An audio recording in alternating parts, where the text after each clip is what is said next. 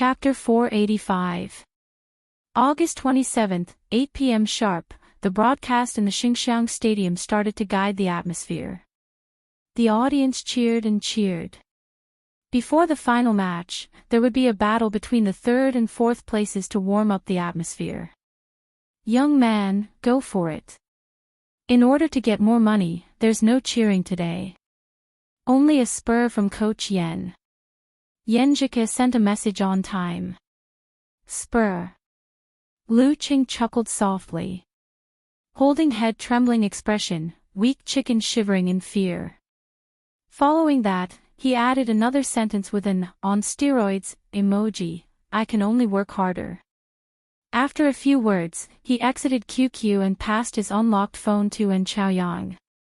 He bumped fists with An Chaoyang and reminded him repeatedly, don't take photos until I'm about to enter the arena.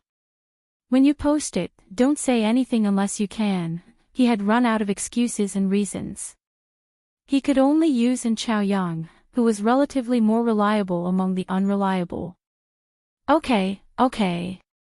And Chaoyang nodded to show that he knew what to do. He didn't expect Lu Qing to have such a nagging side.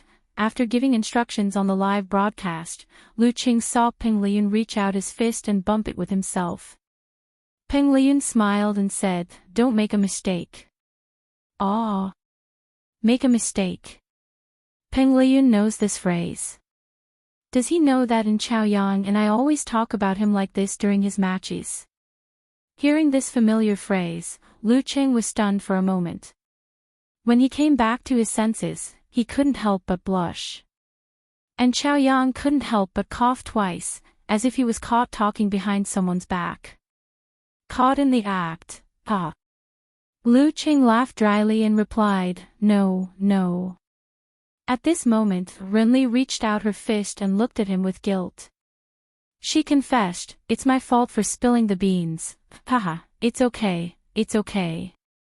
Lu Qing said with a forced smile. With such a relaxed feeling, he turned around and walked along the aisle towards the arena. His steps were steady and his momentum was restrained. In the live broadcast post, the atmosphere was lively and cheerful. Do we still need to watch this match? When I wake up, I'm sure it will be news of Lu Qing taking down his opponent again. Okamoto's fan said exaggeratedly. A plumber eating mushrooms retorted out of habit, that's where you're wrong. Drinking cold beer, eating barbecue, and watching an exciting match that you're destined to win, isn't that wonderful? This is what I call enjoyment. You too, go squat in the corner. Don't ruin my Lu Cheng's character. Eternal nightfall, Yan Shaoling fiercely whistled and gave out red cards. However, her ally Brahman didn't think so. Wagging tail proudly expression, said, the snacks are ready. All that's left is the competition. While they were chatting excitedly, Lu Qing was the first to step into the arena. He stood on the left side of the referee and didn't unleash his aura. Instead, he quietly watched as Gusai walked over. This opponent was wearing a dark red monk robe. His figure was tall and sturdy and fat, like a shocking mountain of flesh. His skin was suffused with a dark golden luster, and there were many mystical aspects to him. His features were stretched to make him look small, and his expression wasn't as bitter as Waku's. Although his eyes were deep, there was a lack of insight and disgust. While Lu Qing was sizing up his opponent, Gusai was sizing him up as well. He felt that the young man on the arena was in high spirits. With a smile on his face, he was gentle and reserved, like an ordinary college student who posed no threat. However, he gave off the feeling that he was as still as a mountain as he stood there. It was as if the moment he exploded, he would be as terrifying as Mount Tai collapsing. Gusai's breathing became heavier, but quickly returned to normal. He slowly stepped onto the arena, and couldn't help but glance at the referee from the corner of his eye. This referee from Miluo, Wu Sheng, had a dark face and sparse slicked-back hair. His expression was stern and unsmiling, and he didn't respond to Gusai's glance. He was as calm as usual. He was equivalent to an experienced inhuman mighty one. Gusai retracted his gaze and threw all distracting thoughts to the back of his mind. He stood opposite Lu Qing, about 10 meters apart. Glancing at the digital clock, Wu Xing confirmed that it was about to reach 8:10. He raised his palm and gestured to his left and right. Then, he swung his right hand down abruptly. His hoarse voice echoed throughout the arena, "Begin." The third and fourth place match of the King of Youth tournament had officially begun. The muscles on Lu Cheng's thighs suddenly tightened around his trouser legs, revealing distinct lines and contours. At the same time, he swayed his waist and shifted his center of gravity forward, as though he was about to pounce, like a raging blizzard ready to explode. When Gusai instinctively made a leap to the right, he lifted his left leg and stomped forward. It was just a testing step. Snap! As thin cracks spread, Lu Qing stirred up a strong gust of wind and pounced to his left. With one leap, he covered a distance of about 10 meters, just in time to block his dodging opponent. Gusai took in a deep breath and suddenly lowered his body. His dark golden fats were clearly defined, transforming into shocking muscles. He planned to take Lu Cheng's incoming attack head-on with the heart reflection punch. At this moment, Lu Cheng's fascia suddenly twisted, his muscles swelled, and his footsteps corresponded to his movements. He forcibly changed his direction and broke through the air barrier with a bang, creating a close-range wind that blew directly at Gusai's face. Do do gang, northern wind howling. The strong wind caused Gusai's body to sway slightly. He instinctively closed his eyes, feeling as though a cold knife was scraping against his face. Dodging to the side, Lu Qing shifted his feet inward, twisted his knees and thighs, twisted his waist and back muscles, swung his arms, and threw a punch. Bam! The crisp sound entered Gusai's ears. He didn't have time to use the heart reflection punch. Gathering all the strength in his body, he quickly raised his arm to block to the side. Poof! Lu Cheng's fist landed on his forearm, denting it and rippling his fat, but it didn't shake his opponent's body. Twisting his waist and back, Lu Cheng shifted his footsteps again. Just as Gusai turned to face him head-on, Lu Cheng circled to the side of his opponent again, bent his elbow, and rammed into him fiercely. Although he wanted to experience the heart reflection punch and its killer move, the fist of the 6 paths of reincarnation, he wasn't going to be as reckless as Peng Liyun, who went head-on without any preparation. He planned to tangle for a while, fully understand the strength of Gusai's fists and legs, before trying it out. That way, if something went wrong, he would be able to detect it immediately and retaliate in time. He wouldn't be forced to the brink of defeat and play with his heart. Bam, bam, bam. With his footwork, Lu Cheng weaved through flowers and trees, launching 3 consecutive moves, punches, kicks, and grabs, to complete a close-range confrontation with Gusai. He had a solid grasp of his opponent's strength. This Theravada monk was indeed gifted. His body could withstand and fight, and his strength was on par with Lu Cheng, who was at the inhuman stage. He was only at a slight disadvantage. However, it was clear that they were more inclined towards mental strength and lacked profound fist and leg techniques. With a judgment in mind, Lu Cheng pulled away slightly, no longer engaging in close-range combat. He reined in his thoughts and condensed a cold, round mirror that clearly reflected the scene within a few dozen centimeters around him. It was as though his soul had left his body and was floating in the air, looking down on everything around him emotionlessly.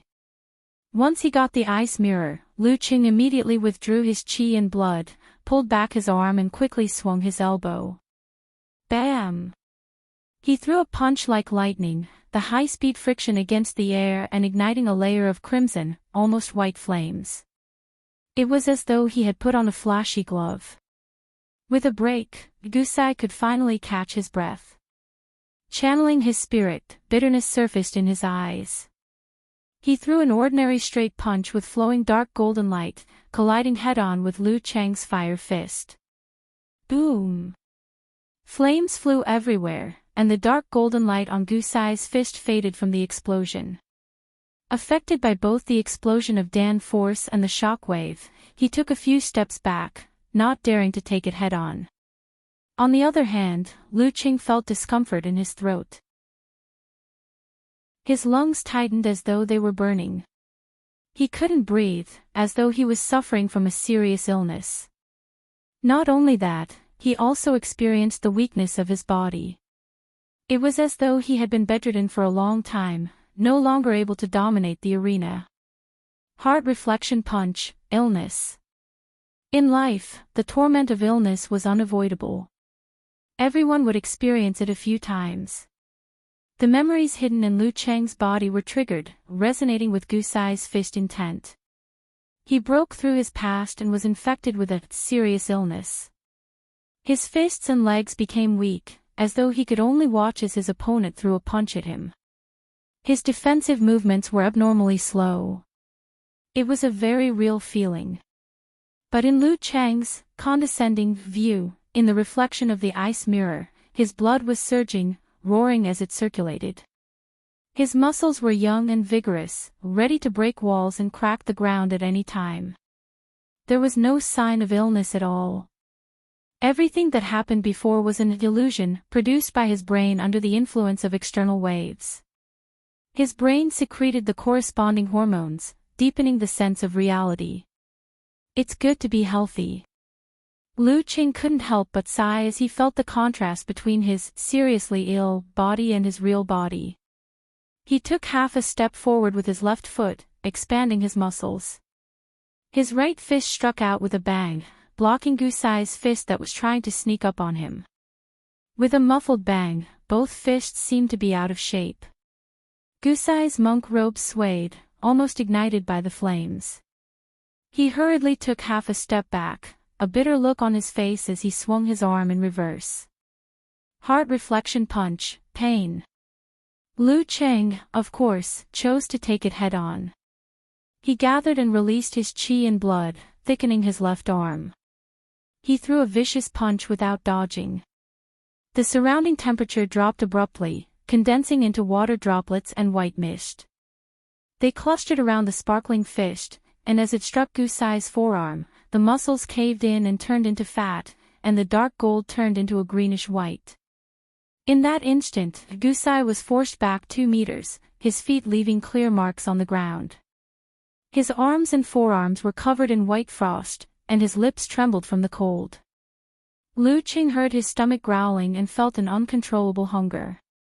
It was as though he had turned into an ascetic monk, living under strict discipline, enduring the sun and rain, begging for a living, and refusing to eat past noon.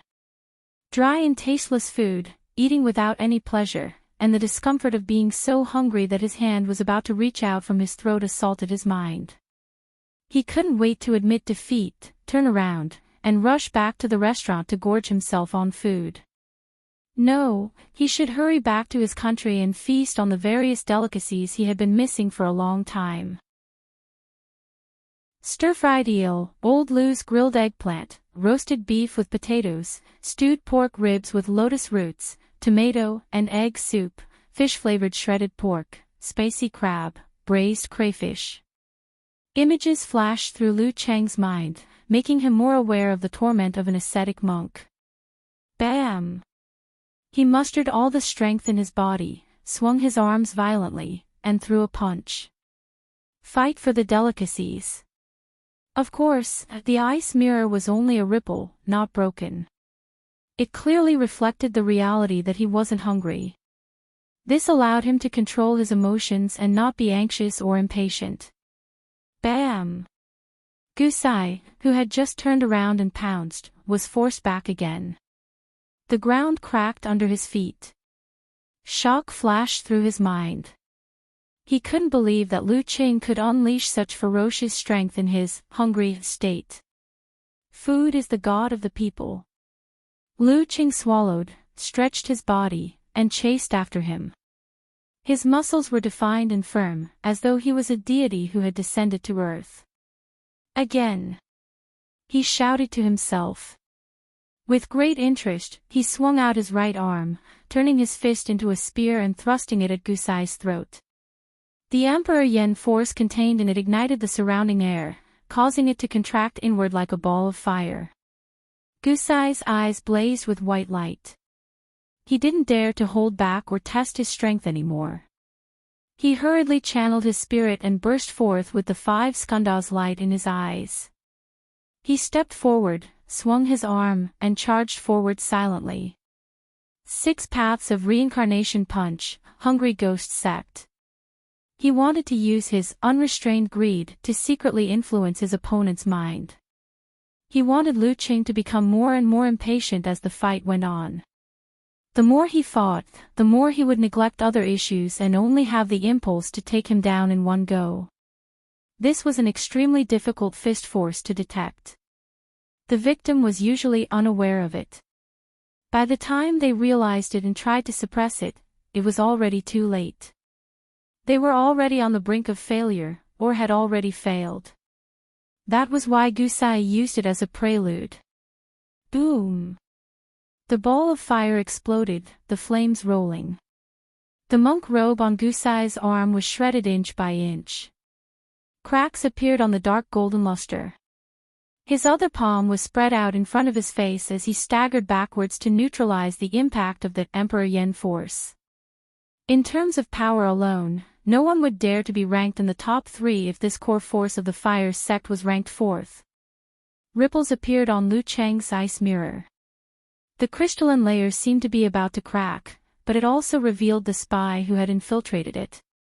Prepared and suppressed, the fist will of the hungry ghost sect was detected just like that. That's pretty amazing. Turning water into ice and calming his mind, Lu Qing suppressed his impatience and cut off his greed. His punches and kicks were well behaved, showing no flaws. He fought steadily. Gusai was secretly surprised. He added 2 more rounds of hungry ghost sect, but it still didn't affect his opponent. He had no choice but to change the fist force in his eyes. Calm and unperturbed, he took a deep breath, arched his back slightly, raised his arm high, and swung his fist down. It seemed fast and fierce, but it didn't stir up any wind. Lu Qing lowered his waist and raised his right arm, which was across his lower abdomen, and struck out in the opposite direction. It collided with his opponent's fist in mid-air, creating a reverberating sound. His emotions fell and returned to calmness. All of a sudden, the battle was meaningless. The competition was meaningless, and defeating his opponent was even more meaningless. Why am I standing here? Who am I? Where did I come from? Where am I going? At this very moment, Lu Qing seemed to have entered the sage hour. He was no longer interested in worldly matters. He was pondering about philosophical questions about the world and himself. His interest in Gusai's elbow was waning. 6 paths of reincarnation punch, path of the Deva. This could help one overcome desires, eliminate emotions, and distance oneself from the hell of the heart. When used in battle, it could neutralize the opponent's fighting spirit and reduce the secretion of the corresponding hormones. It would make the opponent lazy and not want to defend. Even if they tried to block instinctively, they wouldn't be able to muster the energy. The 6 paths of reincarnation had their own mysteries. However, this state had the same effect as the ice mirror. Both were designed to subdue one's emotions and prevent interference. Lu Qing quickly adapted to it. The lake in his heart perfectly reflected his own situation. With the cold and merciless will of the heavens, he began to drive the operation of his physical body. Hormones were secreted and his muscles swelled. Lu Qing twisted his waist and swung his arm, pushing out his left hand. His palm was empty as it held Gusai's elbow. Flames quickly gathered and were about to explode. Gusai hurriedly retracted his elbow to avoid the explosion. He felt as if his opponent was like a god or an immortal. Under the 6 paths of reincarnation, he didn't react at all. The light in his eyes turned red. His mental corruption transformed into force. Lifting his waist, he tightened his legs and did a low kick. When Lu Qing swung his leg to block, he clenched his fist and struck horizontally like a hammer. Bam! Lu Qing raised his arm to block. The fighting spirit in his heart surged. His blood flowed faster, stimulating his muscles and activating his fascia. The desire for violence filled his entire body, causing his eyes to turn slightly red. 6 Paths of Reincarnation Punch, Path of Azura. The ice mirror cracked, and the ripples almost turned into waves. Lu Qing barely managed to hold on. He was pleasantly surprised to see that his qi and blood had become more active under the influence of the fist force of Azura Path. The hidden strength in his muscles had been activated. It was similar to the state when he used the fighting formula, but not as exaggerated. This isn't bad. Lu Qing got to know his body from a different perspective. He grasped the subtle changes in his muscles, fascia, organs, and spirit under the influence of bloodlust and desire for violence. For example, the accelerated metabolism at the cellular level. There were pros and cons, but they were all worth studying. After digesting this time's harvest, the effects of his fighting formula would increase by at least 20%. Taking it easy and experiencing the 6 Paths of Reincarnation Punch was the right choice. Lu Qing's muscles swelled and his body stretched. He transformed into a giant. Taking a step forward, he shook his arm and swung it down from above. Gusai's feet sank into the ground, his fat jiggling. Bam, bam, bam, bam, bam. Taking advantage of the influence of the Path of Azura, he attacked continuously as if he had taken a stimulant pill. Gusai was frustrated and almost lost. Throughout the process, Gusai didn't see any sign of Lu Qing losing his rationality. What a monster! Does the 6 Paths of Reincarnation Punch have no effect on him? Or is it because I haven't mastered it? Deep doubts rose in Gusai's heart. He had doubts about the world, about life, and about himself. He almost had the urge to throw everything away. Fortunately, he had some success with the 16 insights. He checked his thoughts and calmed his emotions. His eyes glowed with the colors of the mortal world. Bam! Gusai's fat jiggled again, turning into muscles. He spread one arm and clenched his fist, ready for a punch. 6 Paths of Reincarnation Punch, Path of Man. At that moment, a violent force suddenly surged into his body. Stimulated, his spirit soared. This. Gusai glanced at the referee, Wu Xing, from the corner of his eye. He was still expressionless, solemn, and didn't even look at him. However, his left arm was lowered at some point, facing him. An almost imperceptible flash of dark blue flashed across it. They've really communicated. Is this the critical moment? With a quick thought, Gusai ignored this matter. Using his unprecedentedly good condition, he pushed the will of the human world to its limits. After his attack was blocked by Lu Qing's flaming fist, he channeled his force into it and rotated naturally, turning the human world into hell. Once one's emotions reached an extreme, living beings would suffer unbearable torment. Hell didn't exist anywhere, only the human heart. One thought of man, hell. This was the highest secret of the 6 Paths of Reincarnation Punch, the 6 Paths of Reincarnation Punch that even Waku hadn't mastered yet. Both the path of man and the path of hell combined. Boom! Emperor Yen force exploded. Waves of fire rolled wildly, forcing Gusai to tilt his body and take a few steps back. Only then did he manage to avoid the brunt of the attack and block the aftershock. Lu Qing's vision blurred, as if 10 years had passed in an instant. In these 10 years, from the initial passionate exchanges between the two countries, to the time when he and Yen Zhika had more things to do, the frequency of their meetings gradually decreased. The content of their chats went from sharing every interesting thing with each other to neglecting some topics due to their busy schedules. Every conversation seemed to have become a mission, becoming more monotonous and less interesting. After 2 or 3 scandals, suspicion grew, and the time spent together became more and more tiring. Unknowingly, this relationship came to an end. At that time, he even felt a sense of relief and relief. 10 years later, he, who already had another partner, returned to school to participate in the celebration.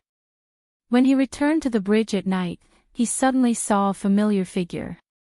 She was wearing an intellectual white shirt and an elegant knee-length skirt. She stood there, gazing at the Weishui lake. Her face was still beautiful, but there was a hint of maturity in it. "Are you all right?" After a moment of silence, he took the initiative to greet her. "Pretty good." Yenjika nodded with a smile. Without stopping, she brushed past him. When she was about to leave, she turned her back to him and said with a half-smile, half-sigh, "When you confessed, you said you would wait for me forever." The feelings buried deep in his heart for many years burst forth, setting off an unimaginable storm. He wanted to turn around and salvage the situation, but when he saw the wedding ring on his finger, he forced himself to hold back.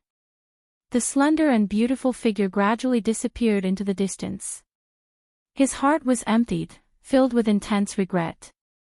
Every time he thought about it, he felt as if he had lost himself. When he heard that she had walked into the hall of marriage and sat by the riverside for an entire night, so many youthful things had gone down the drain. At this moment, seeing that his enemy was finally in a daze, Gusai rushed over and swung his arm, ready to throw a punch. Another 10 years passed, and another long time passed. When his hair turned white, there was no one beside him to sing, "When you're old." Regret filled him, never to disappear. Pain pierced his heart, etched deep in his heart. The scene before him swayed, and he fell into a painful regret, unable to extricate himself. All he wanted was to start all over again and never give up.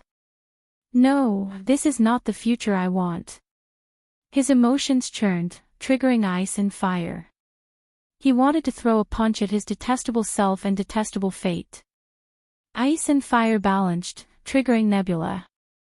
This was the first time he tried it in actual combat since he could slightly manipulate the power of Jean Dan. He tried his best to make up for what he could and to redeem what he could. Bam! His body suddenly grew taller, his eyes filled with pain and malevolence as he threw a punch. It was faster than Gusai could imagine, and the cannon punch that won him the victory was hit before it could reach its peak. Boom! Shock waves exploded. Gusai, who felt the ridiculous pressure, was astonished. His right arm was flung away and bounced back, hitting his chest, shattering the dark gold and almost breaking his bones. Lu Qing roared, taking a step forward and swinging his fist, hitting his enemy's hastily raised left arm. The violent force was completely unleashed. Bam! Crack! Gusai was sent flying amidst the overlapping sounds. His arm was fractured, his chest caved in, and he almost fainted from the heavy injuries. He stood there in a daze, not understanding what had just happened. The spectators fell into silence, unable to believe what they were seeing. Lu Cheng's 2 punches were terrifying to the extreme, as if he was a ferocious beast in human form. And the external force in Gusai's body was completely dispersed before it could withdraw. Seeing his opponent fall to the ground, powerless to stand, Lu Qing finally came to his senses. He realized that it was all an illusion that filled him with pain just thinking about it. Is this because my uncertainty and fear of being in a foreign country have been magnified? Although the experience was illusory, it made sense. He had to learn from his experience and not make the same mistake again. He couldn't regret it for the rest of his life. The referee took a deep breath, as if suppressing something. He raised his right hand and shouted hoarsely, "Lu Qing wins." Lu Qing shook his head, bowed, and turned to leave the arena. He cursed Peng Liyun and Chaoyang in his heart as he felt the weakness from using the power of the Jin Dan. Those 2 unreliable bastards, saying that Gusai's 6 paths of reincarnation punch was just a so-so, and that he could withstand it if he was prepared. Who are they kidding? In the cycle of life just now, he had lost his mind and almost lost. Just as he was about to step onto the stone steps, the referee behind him, Wu Xing, suddenly opened his mouth and spat out a mouthful of blood, dyeing the pothole in front of him red. The referee spat blood too. The spectators stared at each other, confused. Why did he spit blood? Chapter 486. After spitting out a mouthful of blood uncontrollably, Wu Xing's expression changed instantly. It was so gloomy that it looked like water droplets could drip from it.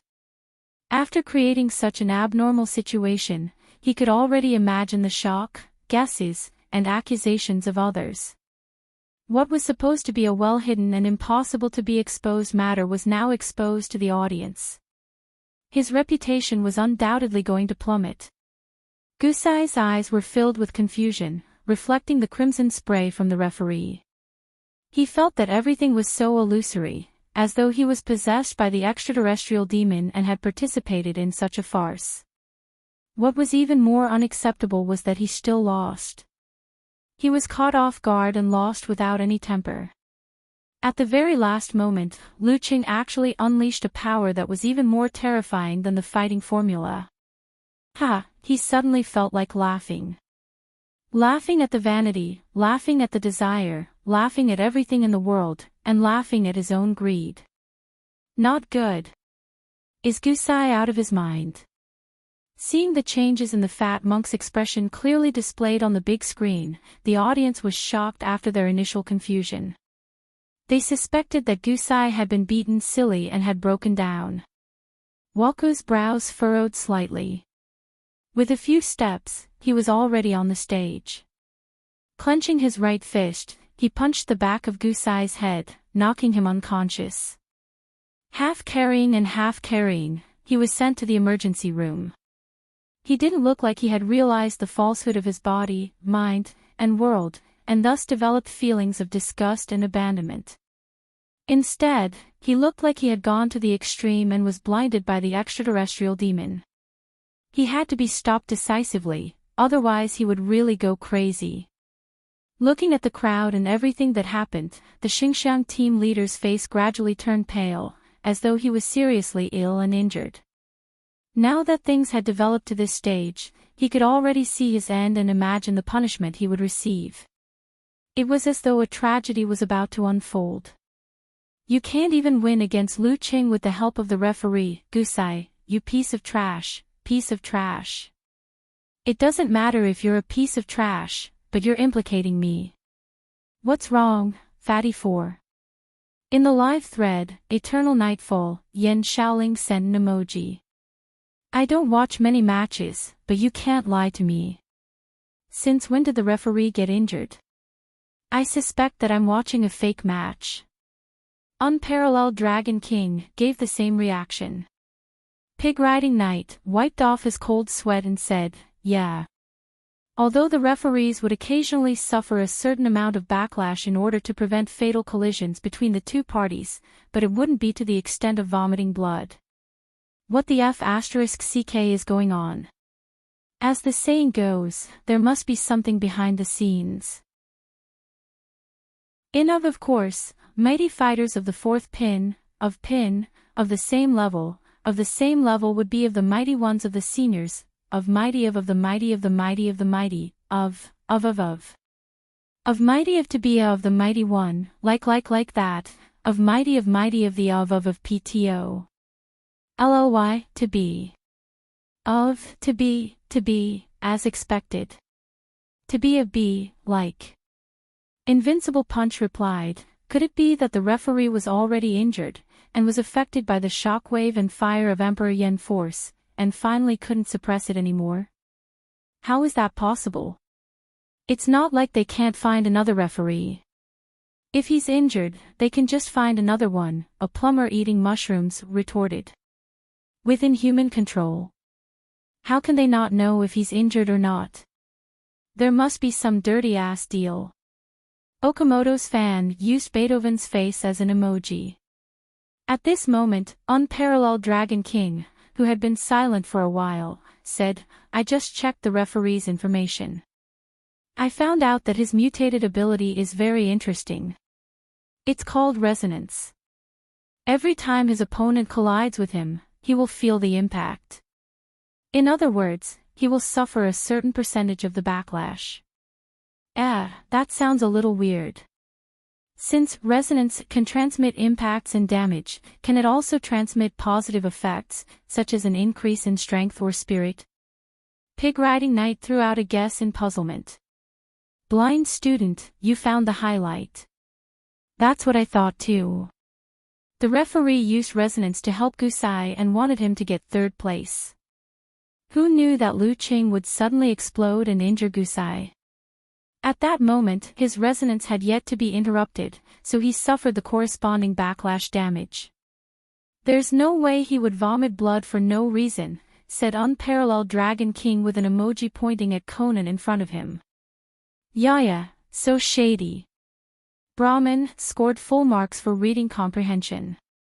Xingxiang is too shameless. Not only is the drawing of lots shady, they even bribed the referee to help. Above the Sky was indignant at such an unfair situation. How sinister. They knew that Lu Qing had the supernatural ability to reflect curses, so they didn't dare to attack him directly. Therefore, they found a referee who could help Gusai improve. If he really wins, they can just say that the Theravada sect has a secret technique to complete a mental outburst. No one will be able to tell anything from the video, and Lu Qing won't suspect anything either. Clenched fist and pounding table expression, "I've seen shameless people, but I've never seen such shameless people.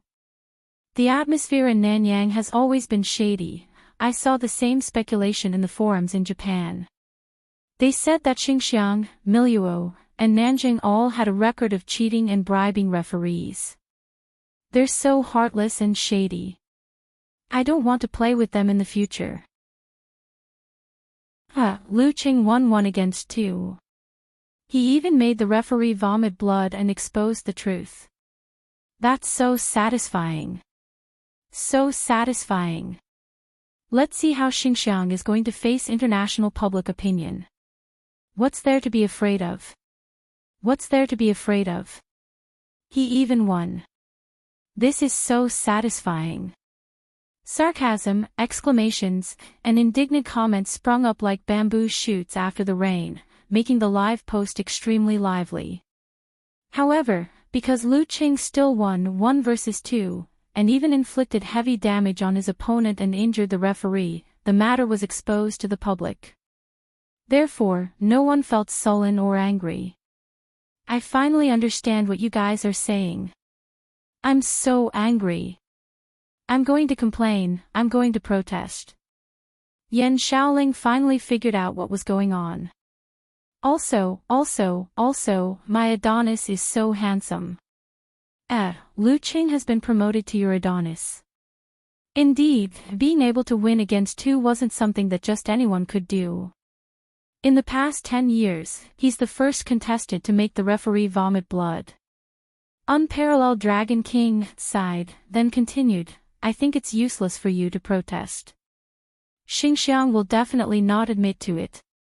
Let's wait and see how they explain it. Let's see how weird it is. You can't say that Lu Qing injured the referee with a fart, right? Okamoto's fan said with his omnipotent, funny face. Amidst the various opinions, Lu Qing was also stunned by the situation behind him. He had fought in so many matches and watched so many battle videos, but he had never seen a referee vomit blood.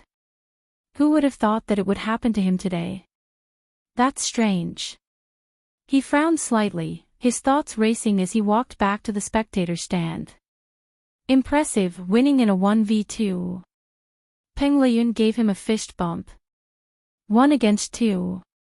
Lu Qing came to a realization. The referee is secretly helping Gusai. No wonder his 6 paths of reincarnation became so powerful. I apologize. Priest and hipster are not scammers, the 6 paths of reincarnation became so powerful all of a sudden.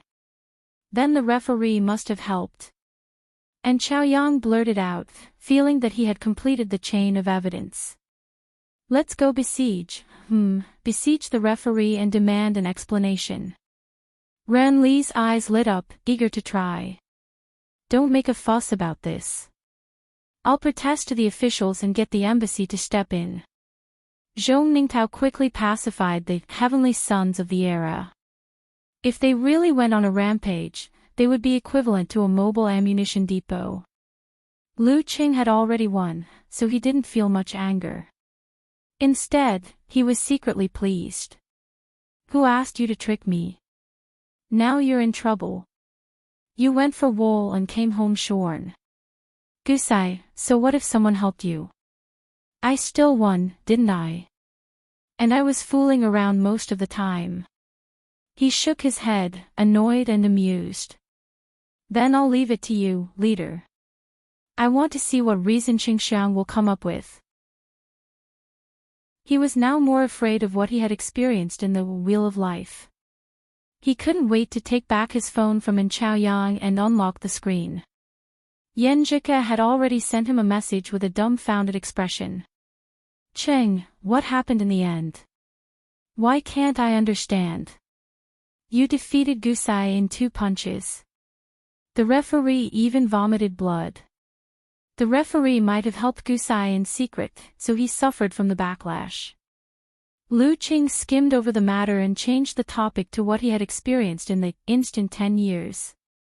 In the end, he said with lingering fear, thinking back, I'm still afraid of that regret. There was an indescribable pain in his heart. Yen Zhike stared blankly at him, then pursed her lips and laughed.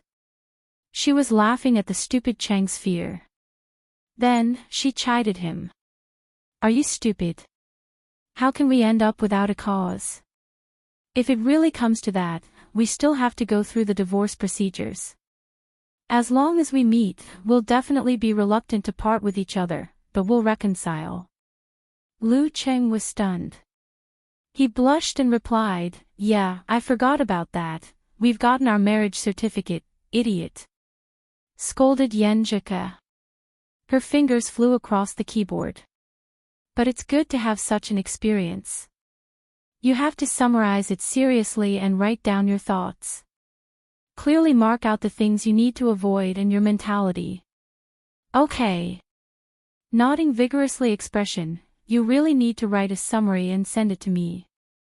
I'll supervise you according to the rules.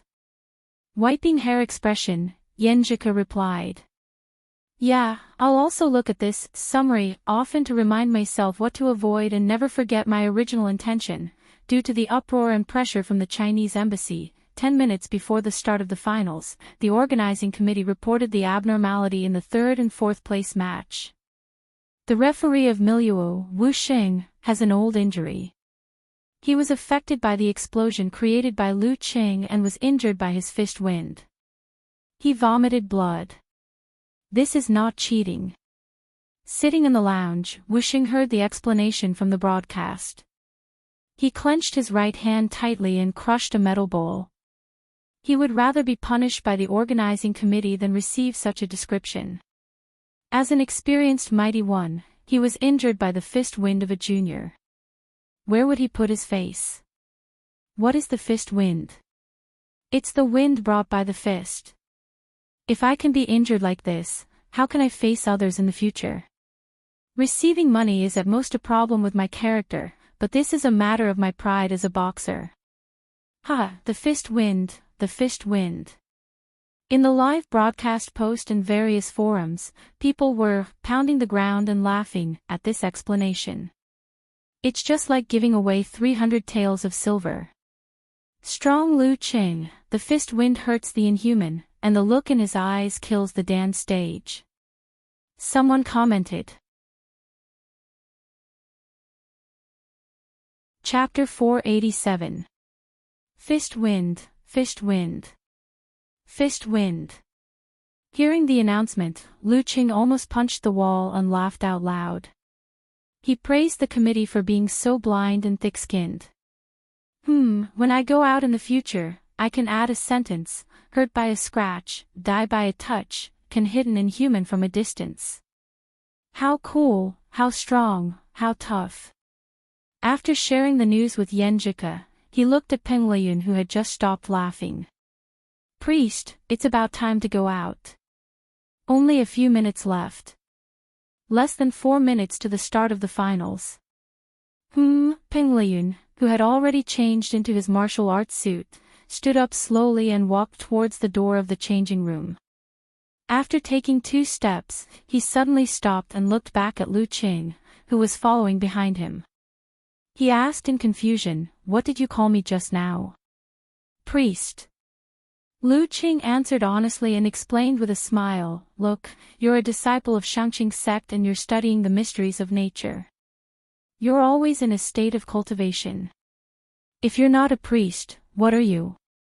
Not bad. Pengleyun didn't have much resistance to the new nickname.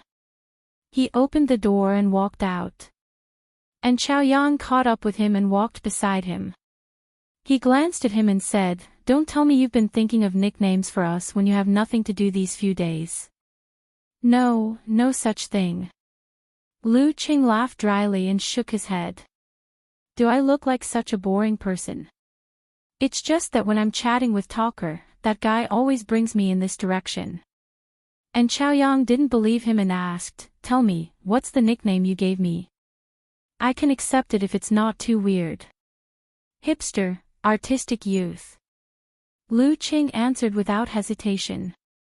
And Chaoyang heaved a sigh of relief and nodded with a smile. It suits me. Looks like Lu Qing really thinks that I'm more reliable from the bottom of his heart. The corner of Lu Cheng's mouth twitched. He didn't know how to explain that the hipster, in his context, was someone who lived in his own world and liked to be sentimental. Once he entered the real world, he would always be out of tune and make people feel uneasy. "Oh yeah, what nickname did you give Renli?" And Chaoyang asked curiously as he looked at Renli, who was being watched closely by the team leader. Lu Qing laughed and denied without hesitation, "No, I really don't." "Really?" And Chaoyang asked. "Yes." Lu Qing answered seriously. Seeing this, and Chaoyang did not ask further and threw the matter to the back of his mind. Lu Qing heaved a sigh of relief and wiped the non-existent cold sweat. He almost never gave girls nicknames because he felt that it was disrespectful. However, if Renli found out about his casual discussion with Little Ming, she would probably chase him down several streets. That day, that night, that conversation went like this. What kind of person is Renli normally? Kai Zhongming had always been curious about beautiful girls, but he only looked at them from afar and never got close. Late stage of having a bad sense of direction, moderate face blindness, very confident in everything and dares to do it. He likes to argue with people on the internet and has a tendency to do so in real life as well. He's very happy to cause trouble. Lu Qing described truthfully. Small stature, big eyes, and likes to cause trouble. Isn't this a chihuahua? Xiao Ming's imagination was quite rich. Lu Qing was stunned for a moment and almost burst out laughing. He immediately took a screenshot and said, "Tell me, if I show this to Renli, how many days do you think you can live? You make it sound like I was the one who said all those things." Kai Zhongming replied disdainfully. "Come on, let's hurt each other. You and I are different. I have the ability to protect myself, but you don't. Renli even knows how to curse. First bow, second bow, third bow, family member returns the bow," said Lu Qing, shaking body smile. "I'm on my knees." Kai Zhongming immediately sent a kneeling emoji and started to beg for mercy shamelessly. After thinking about it, Lu Qing decided to pretend that this never happened. He tilted his head and smiled politely at Renli. He sat on the spectator's stand and watched Pengleyun walk up the stone stairs. 2 minutes later, both parties stood at about 13 to 14 meters apart. The referee started to look at the clock, waiting for the hour. "How do you think Taoist will start the match?" And Chaoyang asked Lu Qing with interest. "You're pretty good at learning nicknames." Lu Qing thought. "Kori Karasawa has the Ksitagarba takedown. If you use the flash attack, you'll be at a disadvantage. If it were me, I'd purposely slow down and wait for the opponent to make the first move. Since there's still a distance of about 10 meters, there's enough time to react accordingly." Renly happily joined in the discussion. While they were conversing, the referee raised his right hand and swung it down abruptly. He shouted, "Begin." The last match of the competition officially began. The winner ascended to the throne, and the loser was no different from the rest. Just as the referee finished speaking, Kori Karasawa leaned her body slightly, took a step forward with her left foot, and appeared in a position where she could attack Peng Liyun in an instant. The distance of 10 meters seemed like an illusion to the audience. Xinzhai sect, shrinking ground. Bam! The airflow formed a barrier and was knocked away. Kori Karasawa's right fist, which was placed on the left side of her waist, was about to pull out for a reverse chop. Shrinking ground, pulling out the sword. The two were connected smoothly as if it was only one movement. It was unusually tight and perfect. Compared to the battle with Lu Qing, Kori Karasawa had given it her all. However, before she could swing her right arm, a palm flashing with silver-white lightning appeared on the back of her fist. The palm pressed down and pressed the glowing, long saber back into the scabbard. Similar to the judgment of the 3 members of the unreliable heavenly band, Peng Liyun slowed down for half a beat before making his move. Leaping half a step towards Kori Karasawa, he closed in and pressed his right palm at lightning speed, breaking her pulling out. Amidst the crackling lightning, he twisted his waist and smashed his left elbow towards his opponent, forcing Kori Karasawa to pull the right side of her body away from the front to the side.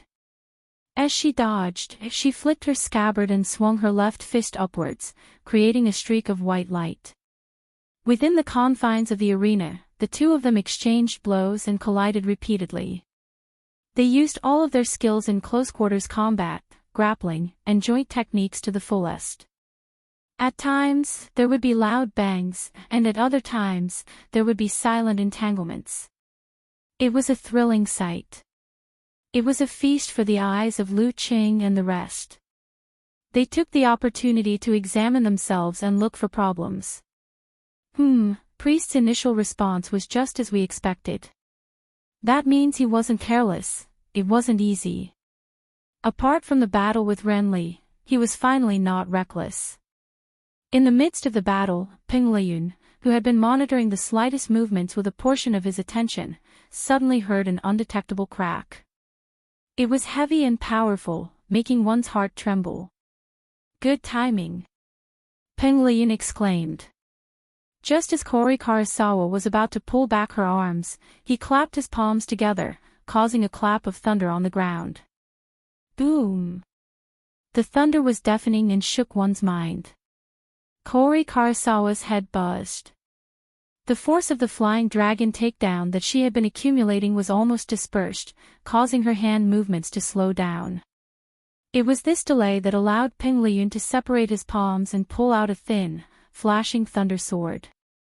At this point, even if the flying dragon takedown could be released, it wouldn't make it in time. No matter how fast it was, could it be faster than lightning? Lightning flashed and struck Kori Karasawa, leaving behind a charred mark. Her muscles trembled from the impact, and the momentum she had accumulated dissipated. Crack! Peng Liyun stepped on the ground and rushed over.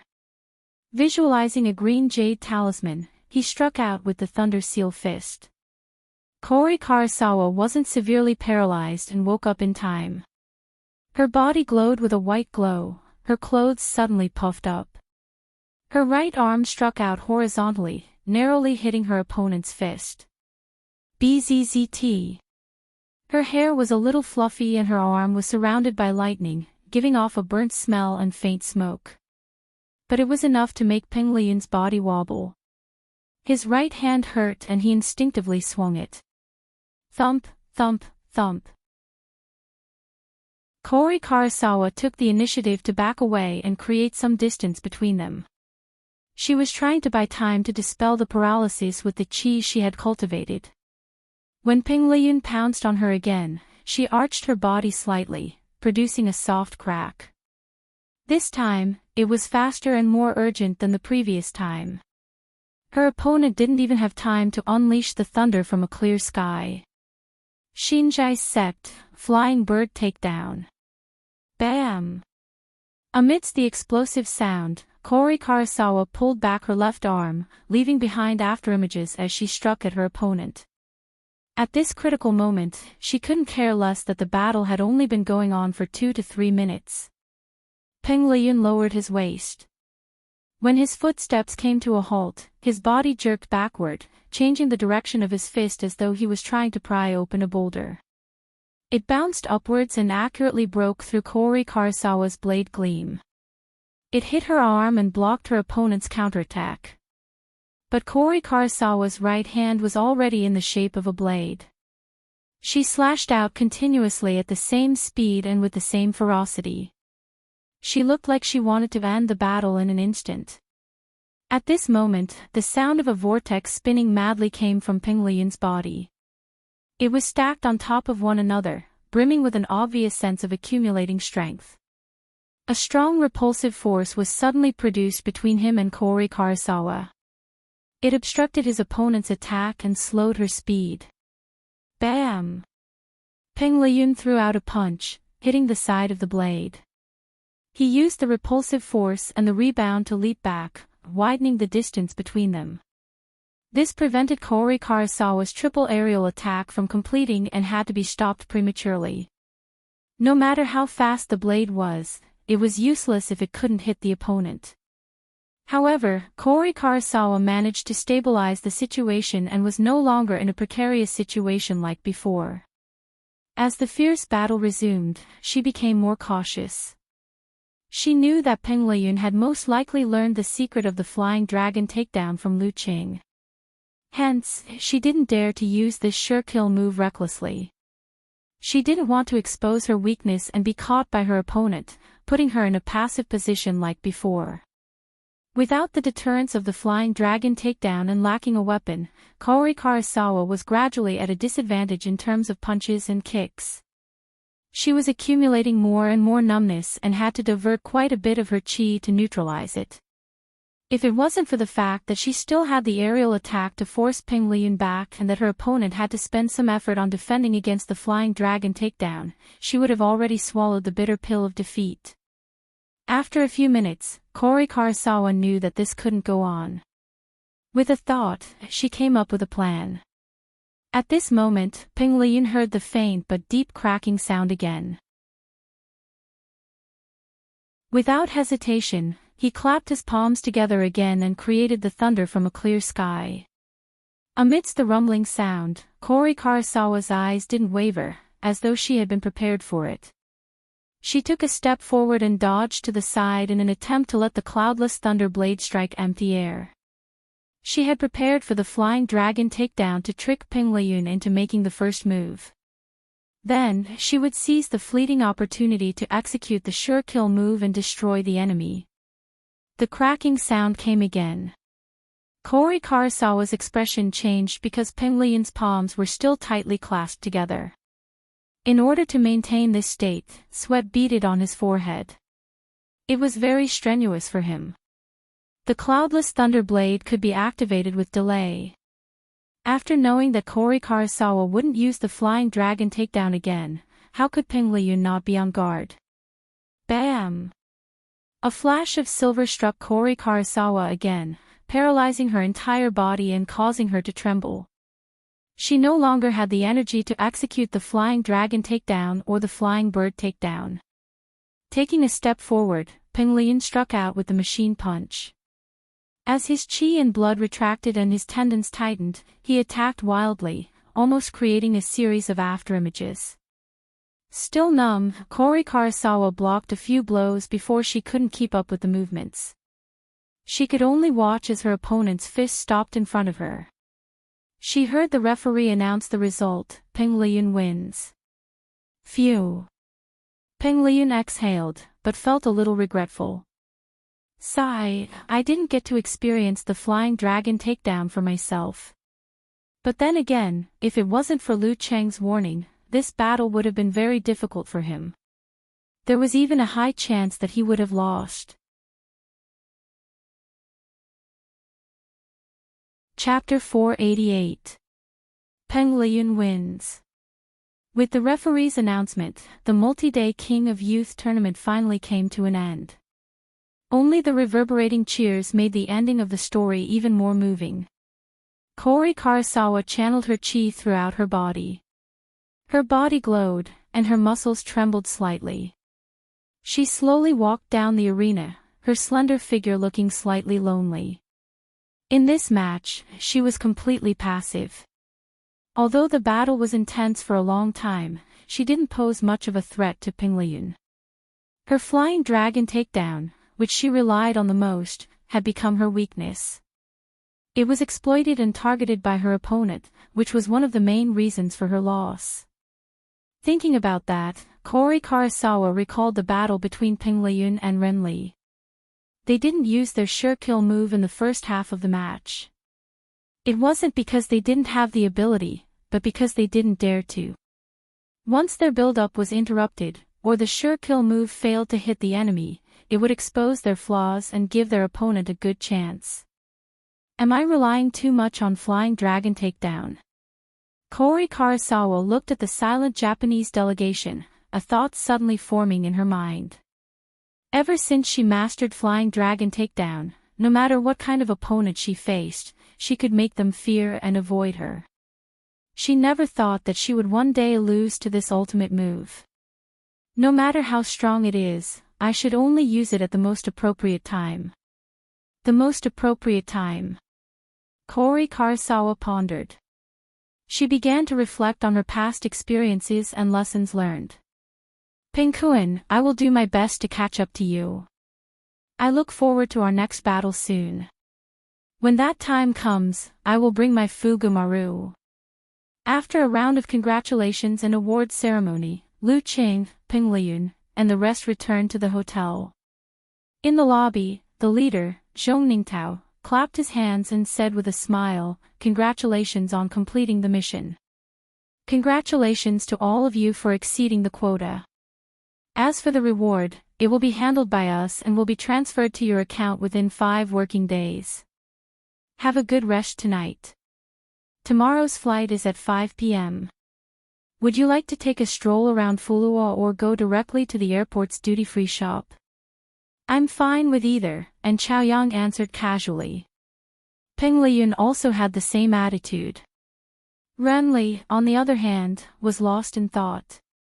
Lu Qing glanced at his phone and suggested, "Let's shop in Fulua.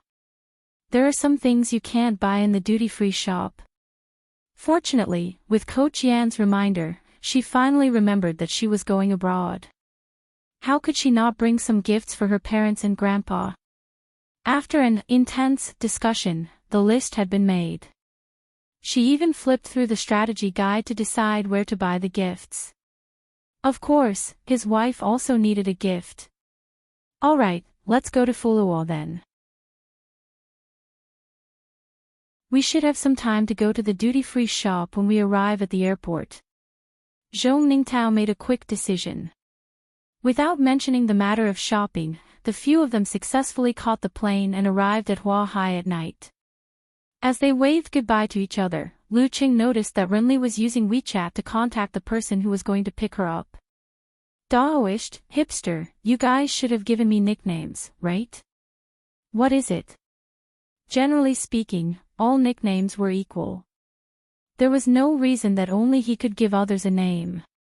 Hearing this question, Peng Liyun and Chaoyang and Renli looked at each other and shook their heads. "No. Really?" Lu Qing asked again in doubt. "Really?" The three of them nodded vigorously.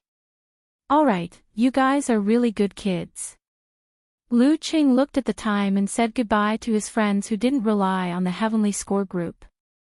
Then he left the airport and headed to a 5-star hotel opened by the Ice God sect in Huahai. After the second day of training, he took the high-speed rail to Moshang to visit his master and receive some advice. In the afternoon, he left Shanggao Airport and flew back to Xing Province. After a long journey, he finally stood at the door of his house. It was already 7:00 in the evening. "Hey, where are my mom and dad?" After opening the door and entering the house, he only saw his cousin Qi Yunfei. She had remedial classes during the summer and would live here before school started. In other words, he would have to sleep on the sofa for a few more days. Chen Xiaoxiao had officially started her 3rd year of junior high school and did not follow her sister to fool around. Qi Yunfei rested her elbows on the armrest of the sofa and looked at her cousin with a smile. "I said that someone in the community is in trouble, so I'm going to help. You can eat first. The food is not cold yet. Also, I brought you fried dumplings. It's a big bag. Hey, do you still remember your brother?" Lu Qing put down his backpack and sat at the table. He opened the bag and immediately smelled the rich aroma of saliva. Different from other places, there were only 2 ways to eat dumplings in Shushan. One was steaming and the other was frying. The former could highlight the flavor of the flour and was quite chewy. The latter was to soak the dumplings in oil and fry them until they were golden. Different from fried dumplings, people could not stop eating. Qi Yunfei left the sofa and sat on the opposite side of the table. She rested her chin on one hand and stared blankly at Lu Qing eating the fried dumplings one by one. In less than 5 minutes, 40 dumplings were gone. Moreover, he had not had enough. He got up and took out the soup bowl, filled it to the tip and swept away the delicious dishes. "Brother Lu Qing, you can eat." Qi Yunfei opened her mouth and said blankly. Compared to the last time she saw him, he could eat a lot more.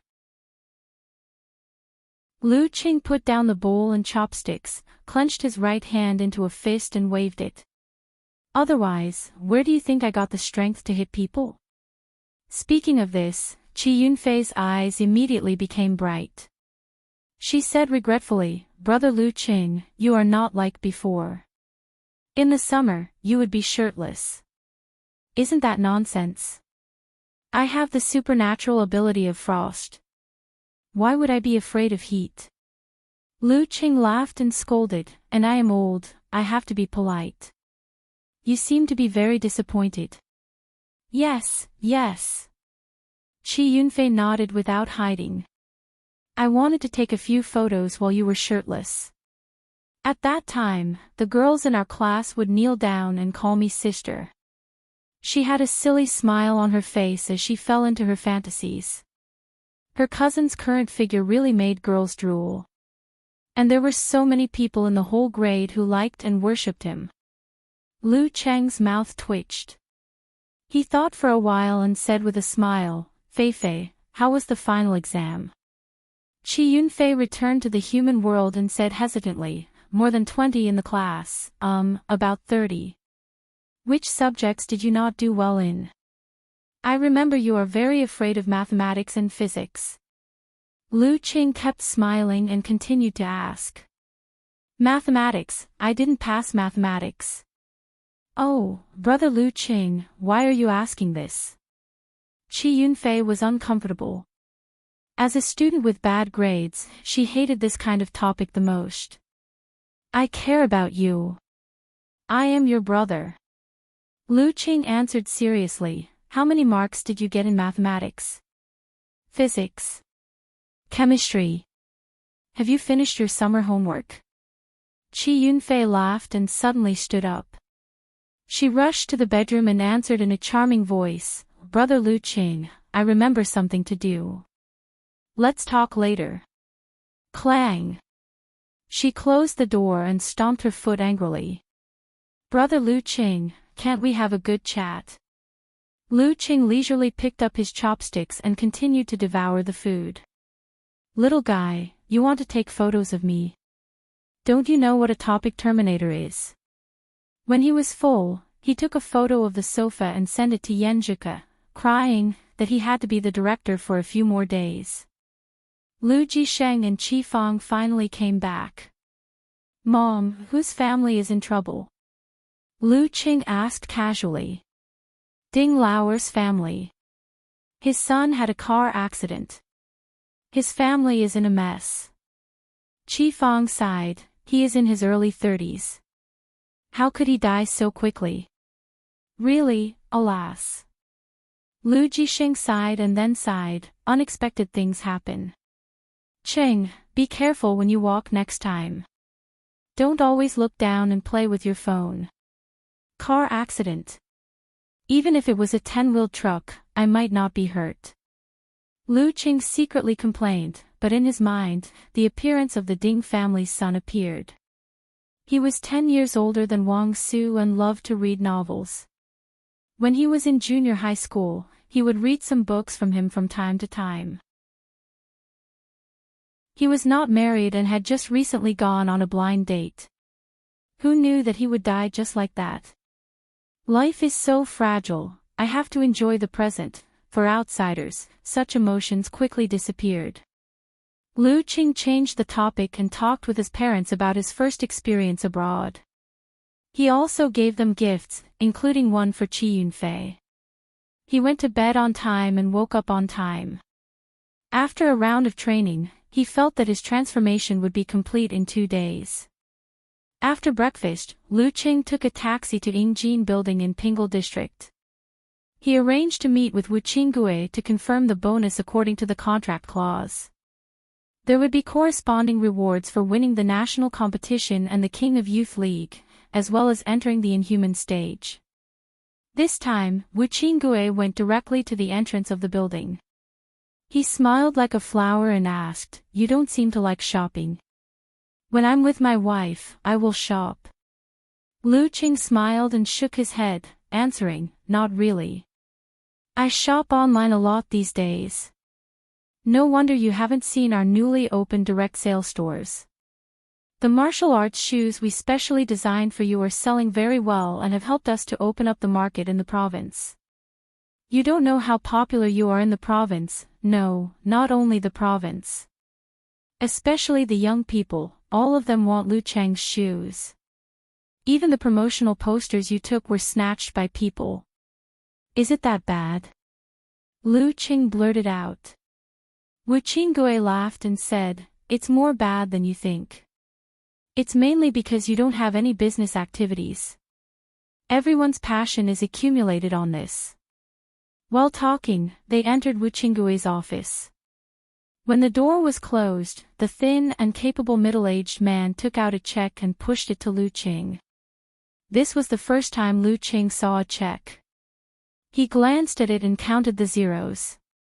1 million. This was much more than the bonus according to the contract clause. "You deserve it." Wu Qinggui smiled brightly, as if he didn't want to abide by the contract.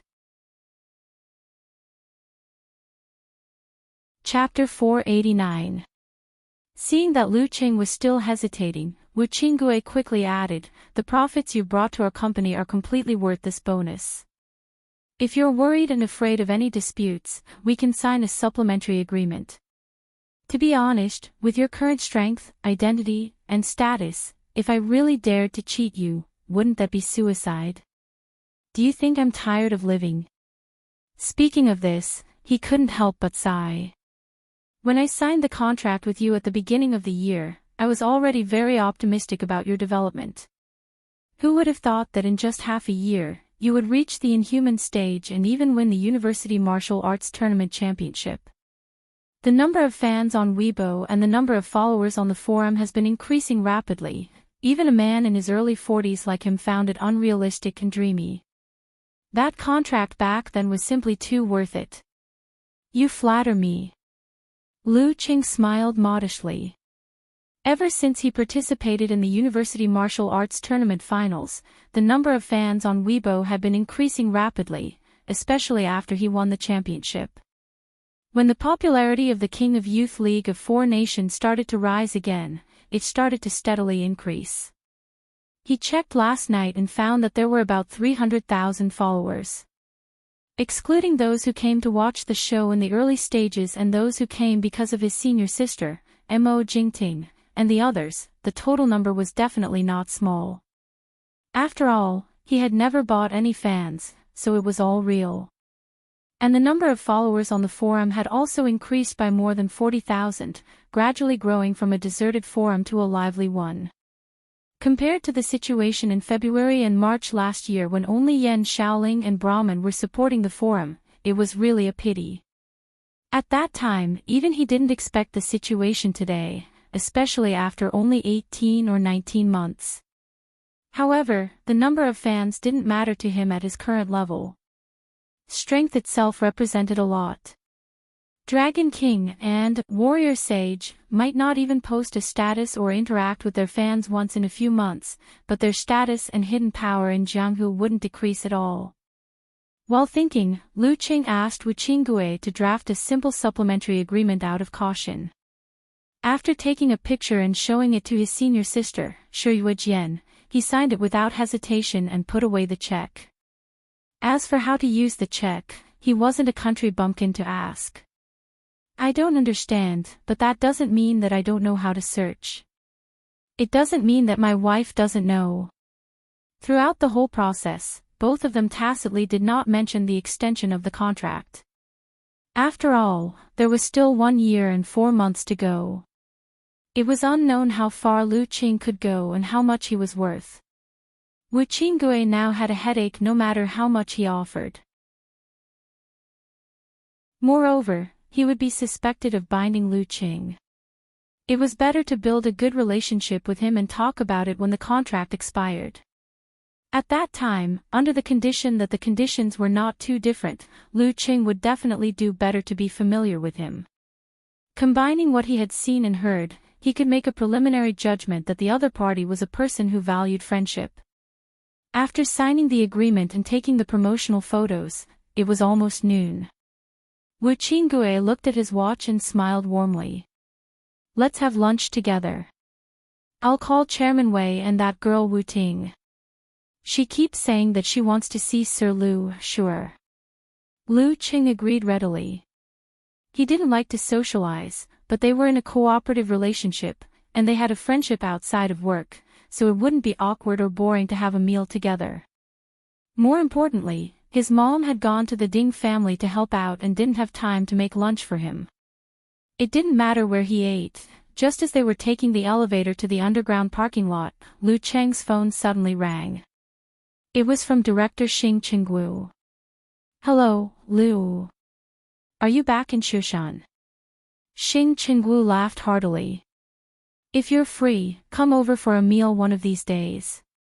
I haven't congratulated you on getting 3rd place in the King of Youth League. Sure. Actually, even if Uncle Xing didn't ask, I would have come over anyway. Lu Qing answered without hesitation. Uncle Xing. Wu Qinggui read these 3 words and suddenly remembered why the voice on the phone sounded so familiar. He lowered his voice and said, Director Xing. Lu Qing nodded as he spoke. Why don't we invite him over? He and Chairman Wei are old friends. Wu Qinggui's smile widened as he suggested this. The deputy director of the police station was someone he was very willing to befriend. If there was any trouble, this person could solve a lot of problems. Let me ask. Lu Qing answered in a low voice and turned to Xing Qinggu to mention the matter. Sure. I was just worried about the food in the agency cafeteria. Old Wei and I often talk about you. Xing Qinggu laughed heartily. How could he not know that Wei Renjie and Lu Qing had some sort of relationship? After 20 minutes, they met at La Sui Villa. When Xing Qinggu saw Lu Qing, he reached out and patted him on the shoulder. Lu, I've known you for less than 2 years, right? I'm no match for you now. Sigh, I've spent most of my time doing paperwork. I've also been greeting people. I don't get more than 3 opportunities a year for actual combat. When I want to spar with my subordinates, they're all so reserved. Boring, boring. Xing Chengwu sighed and reminisced. My hands and feet are rusty. Only the gold jade body is still acceptable. There's no hope for me to improve further. To use an illusion, it's the resurrection of a dead body. Lu Qing silently helped Director Xing to summarize. He laughed and asked, I heard that Sister Jingjing is going to Huahai in the middle of the month. This was what he had heard from Ku. That's right. And Chaoyang has graduated. I'm afraid that Huahai will be going downhill for a period of time. That girl, Jingjing, in the words of the TV series, is cold on the outside but warm on the inside. She has been training hard in martial arts, wanting to help support the martial arts club. For this matter, she even specially rushed to Huahai early, wanting to find connections to help improve her ability. Hearing Lu Qing call her Sister Jingjing so familiarly, Xing Chengwu comforted him. But seeing how much you've improved, her efforts are probably in vain.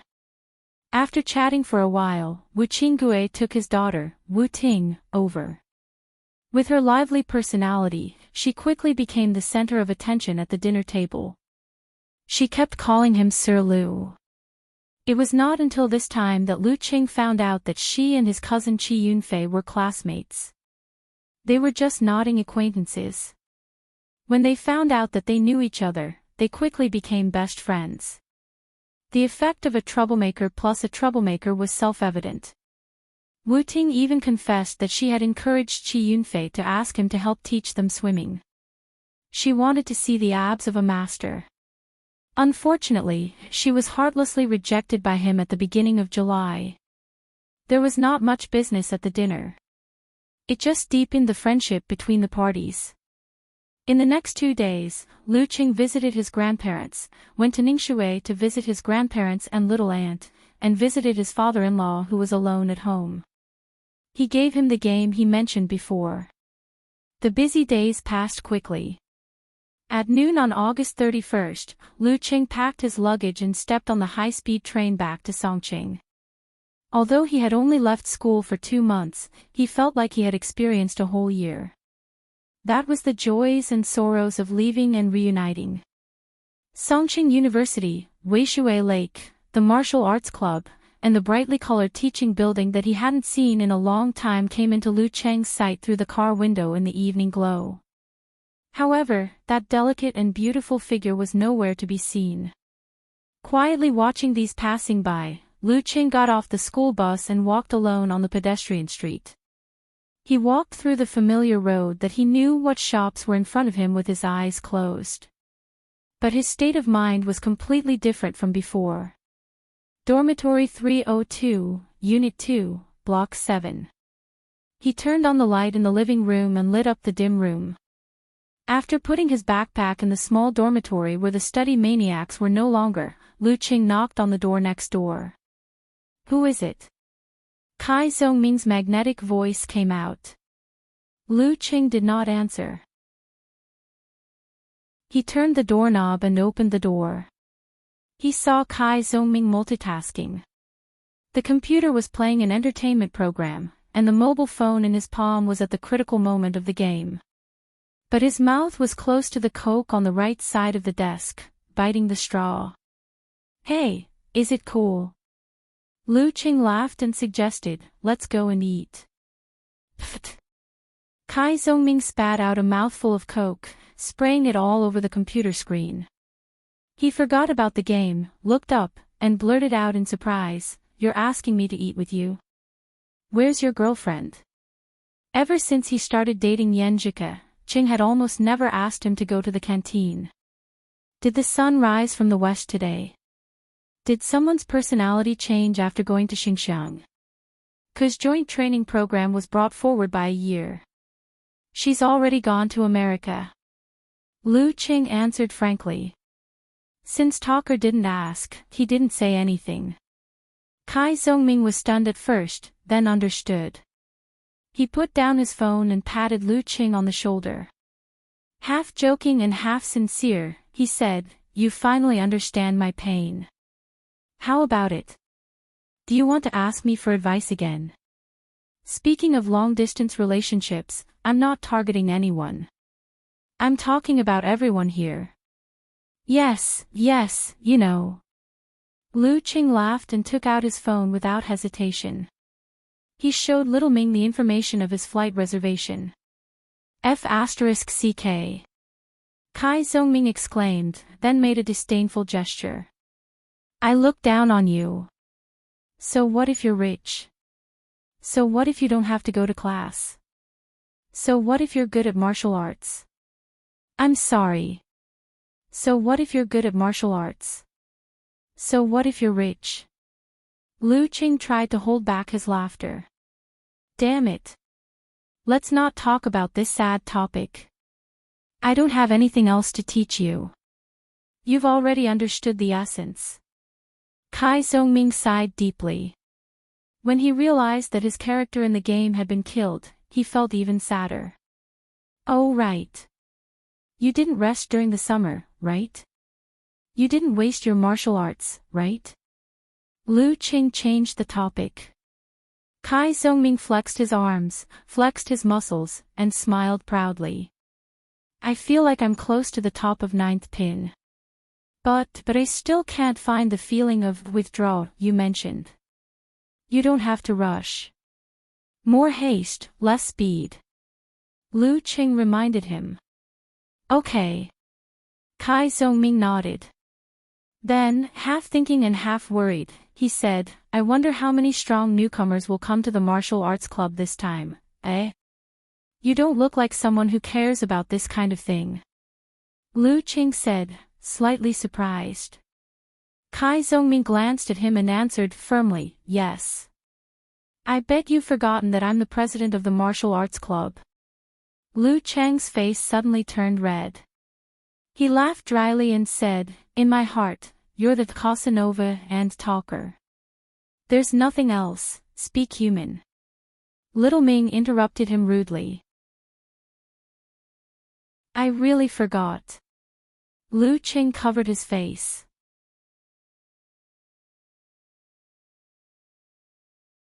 Chapter 490. In a cafeteria of Songqing University, Lu Qing and Kai Zhongming had plates of dishes placed in front of them. "What did you say? Coach Shi has left too?" Little Ming blurted out in surprise when he heard the news. Why did it feel like all the monkeys had left after winning the national championship? Bah, who's the monkey? Senior brother Sun Jian and senior sister Lin Hua had left the martial arts club. The grim smiler Lin Ke had returned to Shushan study to recuperate. It was said that he wouldn't be back. Now, even Coach Shi had left Songqing University. If it weren't for Qing, the other members of the martial arts club would have suspected that they had entered the wrong door after their summer vacation. Yeah.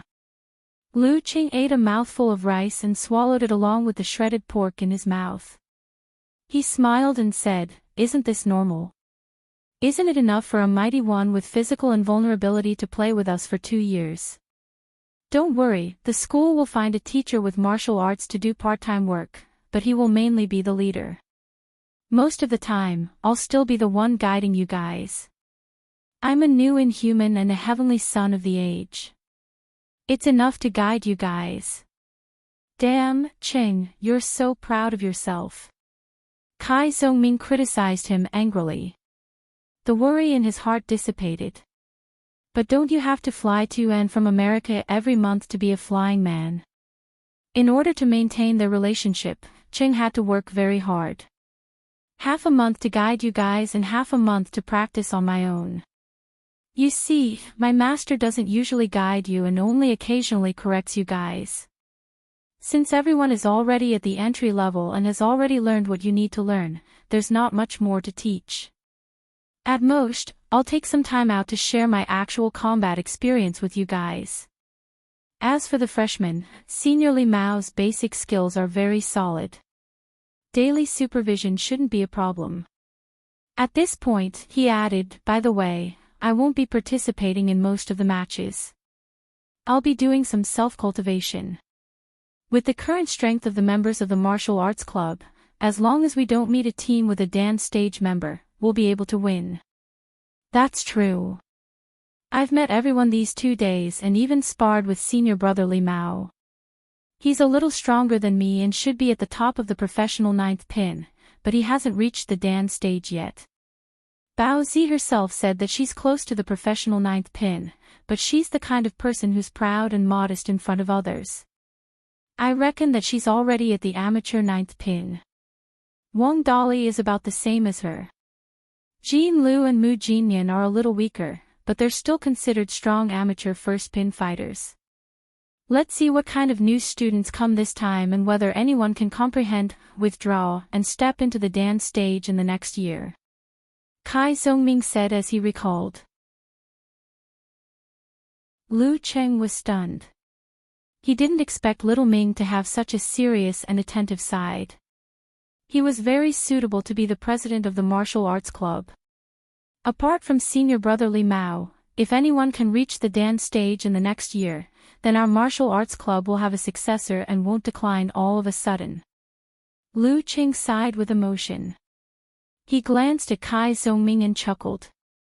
Don't drag everyone down.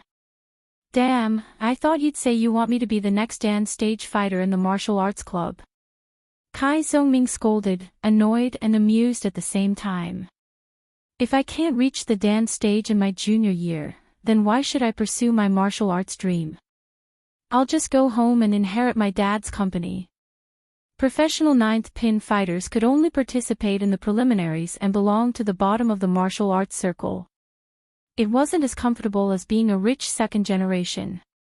As for the amateur ranks, they hadn't even entered the real martial arts circle yet.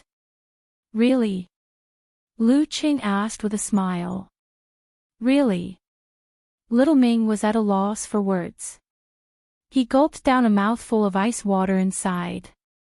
I can give it a try in my senior year. If I can't reach the dance stage before the age of 25, then it'll be really boring. Why are you getting further and further away from the topic? Lu Qing teased. Don't you have confidence in yourself? I'm just assuming the worst-case scenario. Kai Zhongming snorted. Although I'm not as abnormal as you, I'm still one of the top 3 people in the martial arts club for many years. Me, Lin K, Ku, all of us improve faster than you. Lu Qing exposed talker's bullsh**. Don't you understand human language? I mean, excluding abnormal people like you, I'm one of the top 3. You're alone. Kai Zhongming was so angry that he laughed. While talking and laughing, they finished dinner and headed to the martial arts club. Half of it was for digestion, and half of it was a return, in a sense. Songqing University's martial arts gym was brightly lit. Many students came to work out and train. Lu Qing looked around and felt very gratified. After 2 years, the atmosphere here was getting better and better. At this moment, he saw a familiar figure from the corner of his eye. Qiu Zhigao, old Qiu, was wiping his sweat as he entered the strength training gym. Old Qiu came here a few days early. He practiced in the morning, at night, and during the day, he studied by himself. I'm embarrassed to be lazy. Kai Zhongming followed Lu Chang's gaze. If he was like this in his first year, with his strong body, who would believe that he's not at least an amateur of 3rd pin? Embarrassed to be lazy. Then who was the one who was multitasking? Lu Qing smiled and shook his head. He sighed and said, Old Qiu didn't make the wrong choice. At least his grades are much better than ours. If he can improve his martial arts this year, it will be relatively easy for him to find a job in his 4th year, and the salary will be good too. His family is not very rich, so he can only make the most practical choice. Not everyone can talk about dreams. Are you mocking me? Kai Zhongming said self-deprecatingly. Then he changed the topic to other roommates. Model worker is very similar to you. Besides accompanying his girlfriend, all he does is study programming. I heard from Chang that he's pretty good. How about Chang himself? Lu Qing asked with interest. His grades have always been in the top few in our specialization.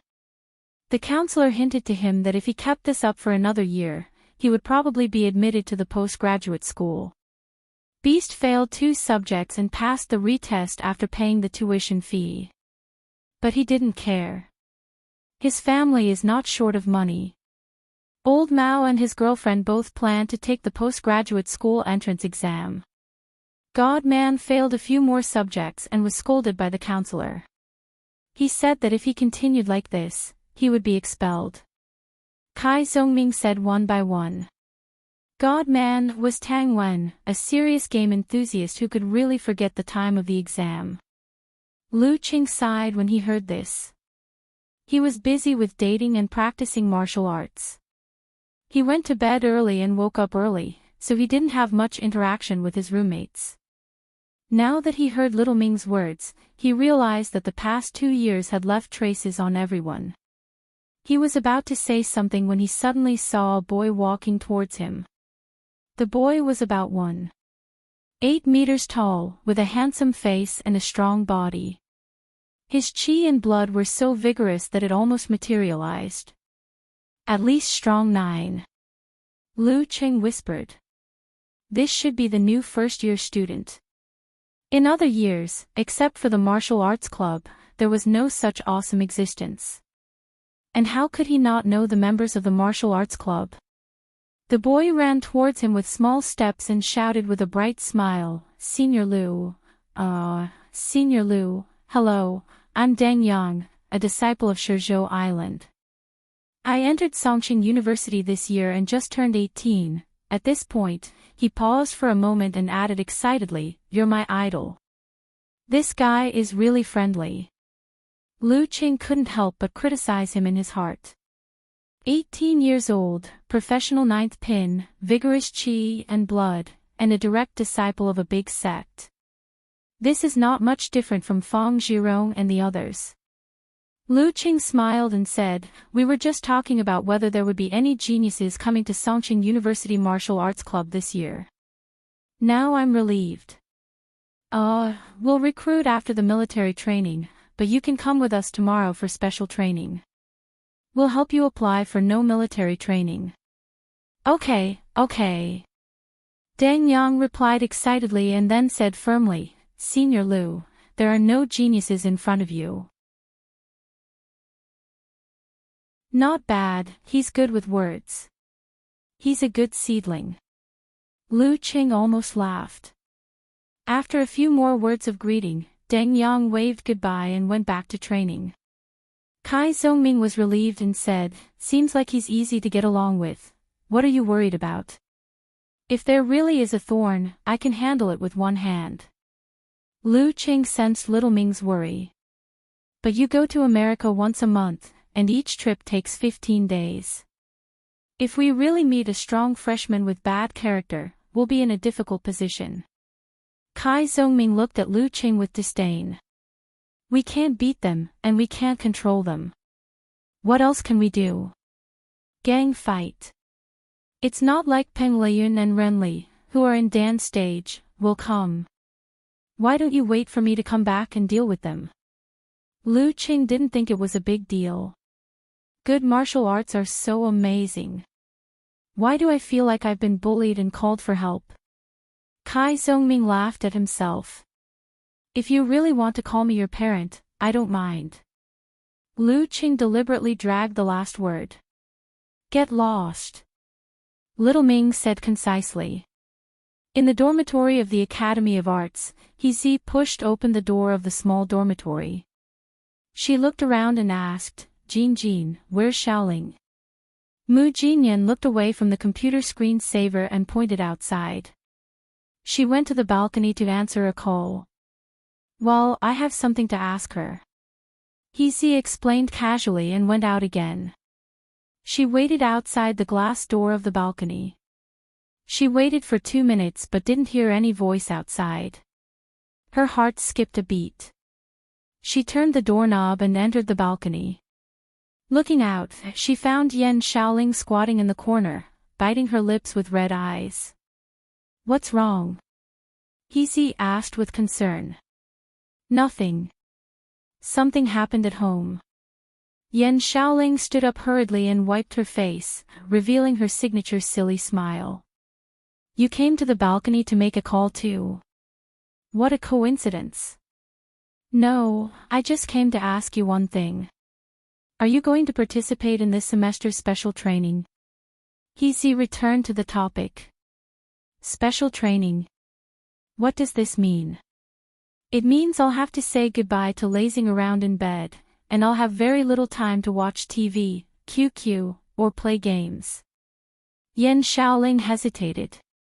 "Didn't you say you wanted to participate in the special training last semester? You said you had perseverance and willpower. You even downloaded a training app to supervise yourself. Do you want to prove it to me?" He mocked deliberately. "And the result?" "I persisted for 7 days." Yan Shaoling answered evasively. Then she said confidently, "You know me. I'm always short-tempered. My interest will be gone soon." "You're quite proud." He was speechless. The next morning, after the training, Lu Qing felt the complete transformation of his body. He took out his phone and sent a message to Yan Zhike. "Coach Lu is coming online."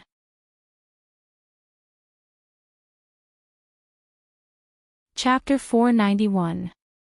September 1st was Monday. In the martial arts arena of Songqing University, the members of the special training team gathered again after 2.5 months. Since they had just won the championship of the National University Martial Arts Competition and had improved a lot during the summer vacation, everyone was full of smiles and high spirits. "Box, your face seems to have gotten rounder." The carefree Wang Dali glanced at him casually and greeted a familiar teammate. This semester, he had shaved his hair until only a thin layer was left. Coupled with his naturally fierce facial features, at first glance, he looked like a person who had just been released from prison. He showed him what it meant to kill with her eyes. She made a disdainful gesture and said, "So what if my face is round? Did I eat your food or wear your clothes? Believe it or not, I'll draw your little yellow rabbit tonight. Since I was young, I've never lost weight. What can I do? I'm desperate too." Little yellow rabbit. Only then did Wang Dali remember that the round-faced girl in front of him was a famous artist in the Academy of Arts. Her use of a hand-drawn tablet was superb.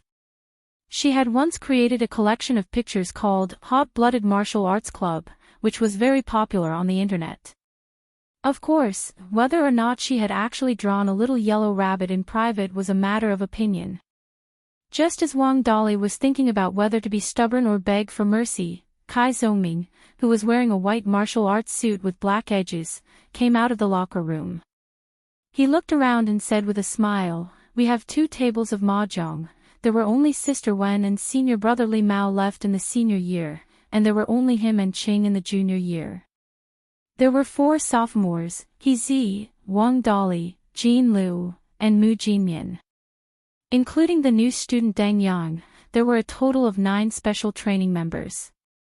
However, Qing was a part-time coach and had to fly around, so he was not included. After the recruitment, there should be 20 of us, right?" Li Mao looked forward to the future. There were many freshmen who were willing to try the special training, but they usually couldn't last long. Those who could come once or twice a week for martial arts lessons were overcrowded. "So, President, you have to cherish us. Organize more activities to improve everyone's cohesion and develop a sense of community," He suddenly suggested with a serious expression. Then, she added with a bright smile, "For example, we can hold a do diju competition or a werewolf killing game." After getting along with her for almost a year, Kai Zhongming knew that although the round-faced girl in front of him looked cold and elegant, she was actually a chatterbox once they got familiar with each other. Thus, he didn't mind and teased her, "Aren't you and Yan Shaoling known as the dumb duo? Can you even play werewolf?" Meow, meow, meow.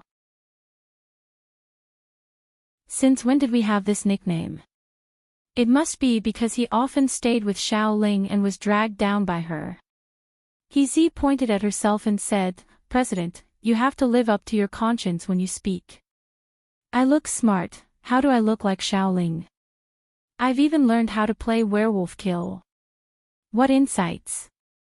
Kai Zhongming asked casually. He smiled and glanced at the next door. She replied resolutely, "Kill Dali first if you can't solve the problem." "What did I do to provoke you?" Wang Dali was implicated, which made Mu Jinyan, Jin Lu, and the others burst into laughter. Deng Yang arrived amidst the joyous atmosphere. Everyone was amazed by his vigorous qi and blood. After Kai Zhongming's introduction, they were even more confident about the future of the martial arts club. They were no longer worried about the possibility of a break in the club. At 7:56, Lu Qing stepped into the martial arts arena and walked to He and the others. He smiled and introduced himself, "From today onwards, I'm your coach Lu." "Ah. What? What?" Surprised voices sounded one after another. Mu Jinyan and Wang Dali looked at each other with a blank face. "But don't worry, I'll be a part-time coach this year. I believe I still have the ability to guide you. The school will also send a former martial artist to be a teacher, but he'll mainly be the team leader. Sister Wen, you're in your 4th year and should be busy looking for a job. There are some things you don't need to do by yourself. Find a few helpers and train them," Lu Qing said slowly, neither too fast nor too slow, gradually calming everyone's hearts.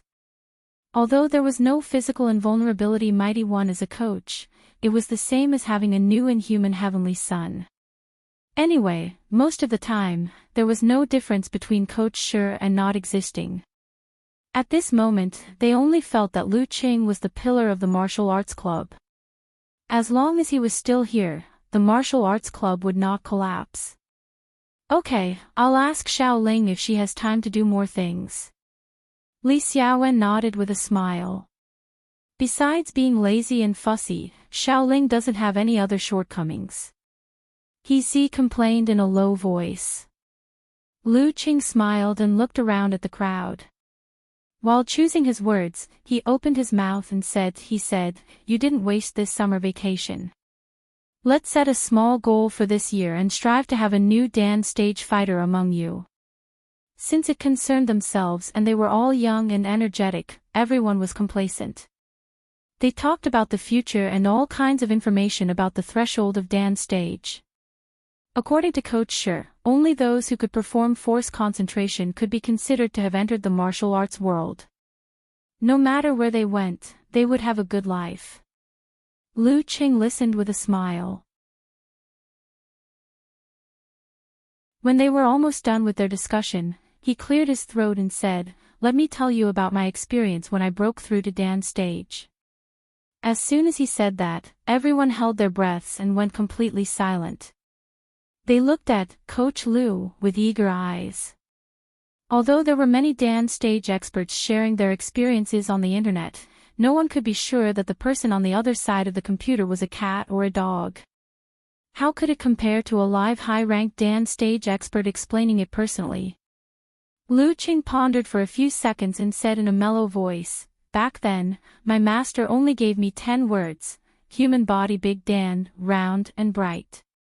Human body Big Dan refers to the integration of all the forces in your body into one, forming a whole. When you practice, you can't leave any blind spots. You can't stop practicing just because you don't need it. Round and bright means that your force, qi, blood, and spirit are smooth and transparent. This requires everyone to polish it bit by bit and get rid of the impurities, in all aspects. You can't be too fast or too anxious, what I just said is all about polishing. The most important thing is the word bright. This refers to the state of the soul, which is also the will. I remember that an ancient person once described it like this, my heart is bright, what else can I say? The so-called will is why you practice martial arts and how much you are willing to pay for it. This is not something that can be solved by shouting a few slogans or doing something stupid out of excitement. You have to constantly reflect on yourself, explore yourself, and truly find the strength that moves you. Then, you have to put it into practice again and again to polish it again and again so that the will can truly condense and take shape. Maybe everyone thinks that this is very simple. Then let me give you a bad example. Everyone has dreams, but how many people can really practice and fight for it? And how many people can persevere and not be defeated by setbacks and difficulties when they start practicing and fighting? This kind of saying is more like chicken soup without considering other practical factors. You just have to understand the spirit. Based on his own experience, Lu Qing talked about how he searched for his inner strength and condensed his martial arts will in a more down-to-earth manner. He Zi, Deng Yang, and the others seemed to be deep in thought as they listened, not fully understanding. Coach Lu's words are all solid. This kind of discovery is almost impossible. You might need to do something to find it. There is a reason why the monks of Xinjiang's Theravada practice asceticism. Of course, it is not to learn how to beg, how to skip lunch, or how to torture yourself.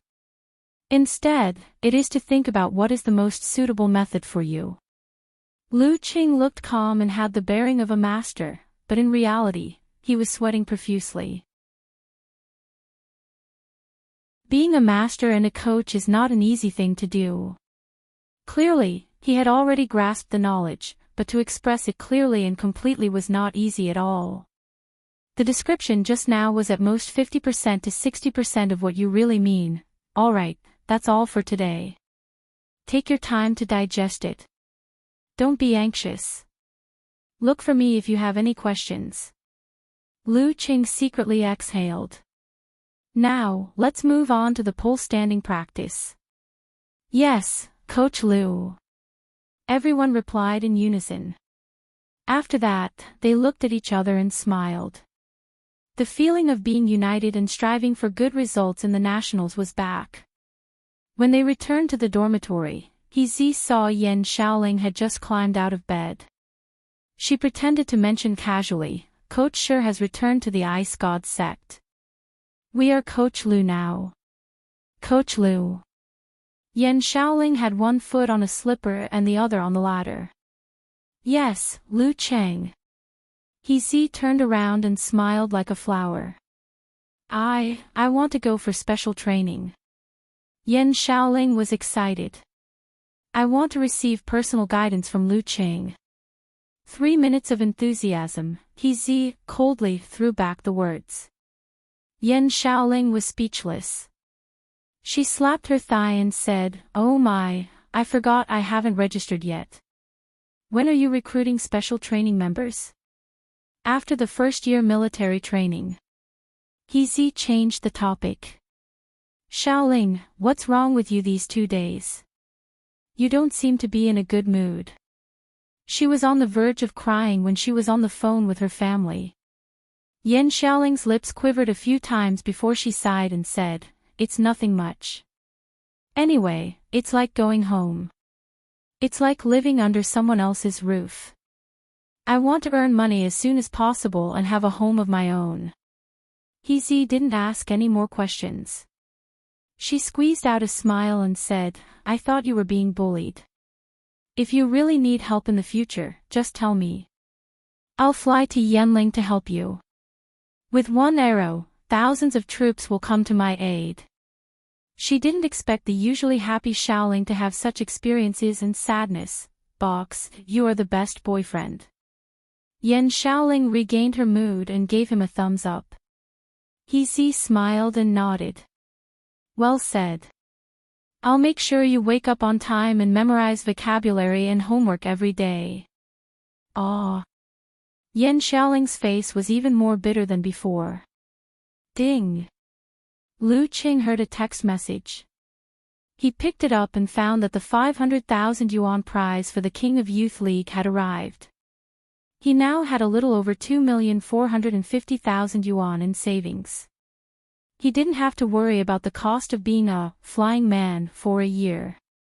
By next year, he would have entered the professional martial arts circle and wouldn't have to worry about income. He took a screenshot of his balance and sent it to Yen Jike. Clenching fist expression, I'll wait for September 14th. Well, before that, I have to go through the inspection and change my professional 8th pin certificate to professional 5th pin.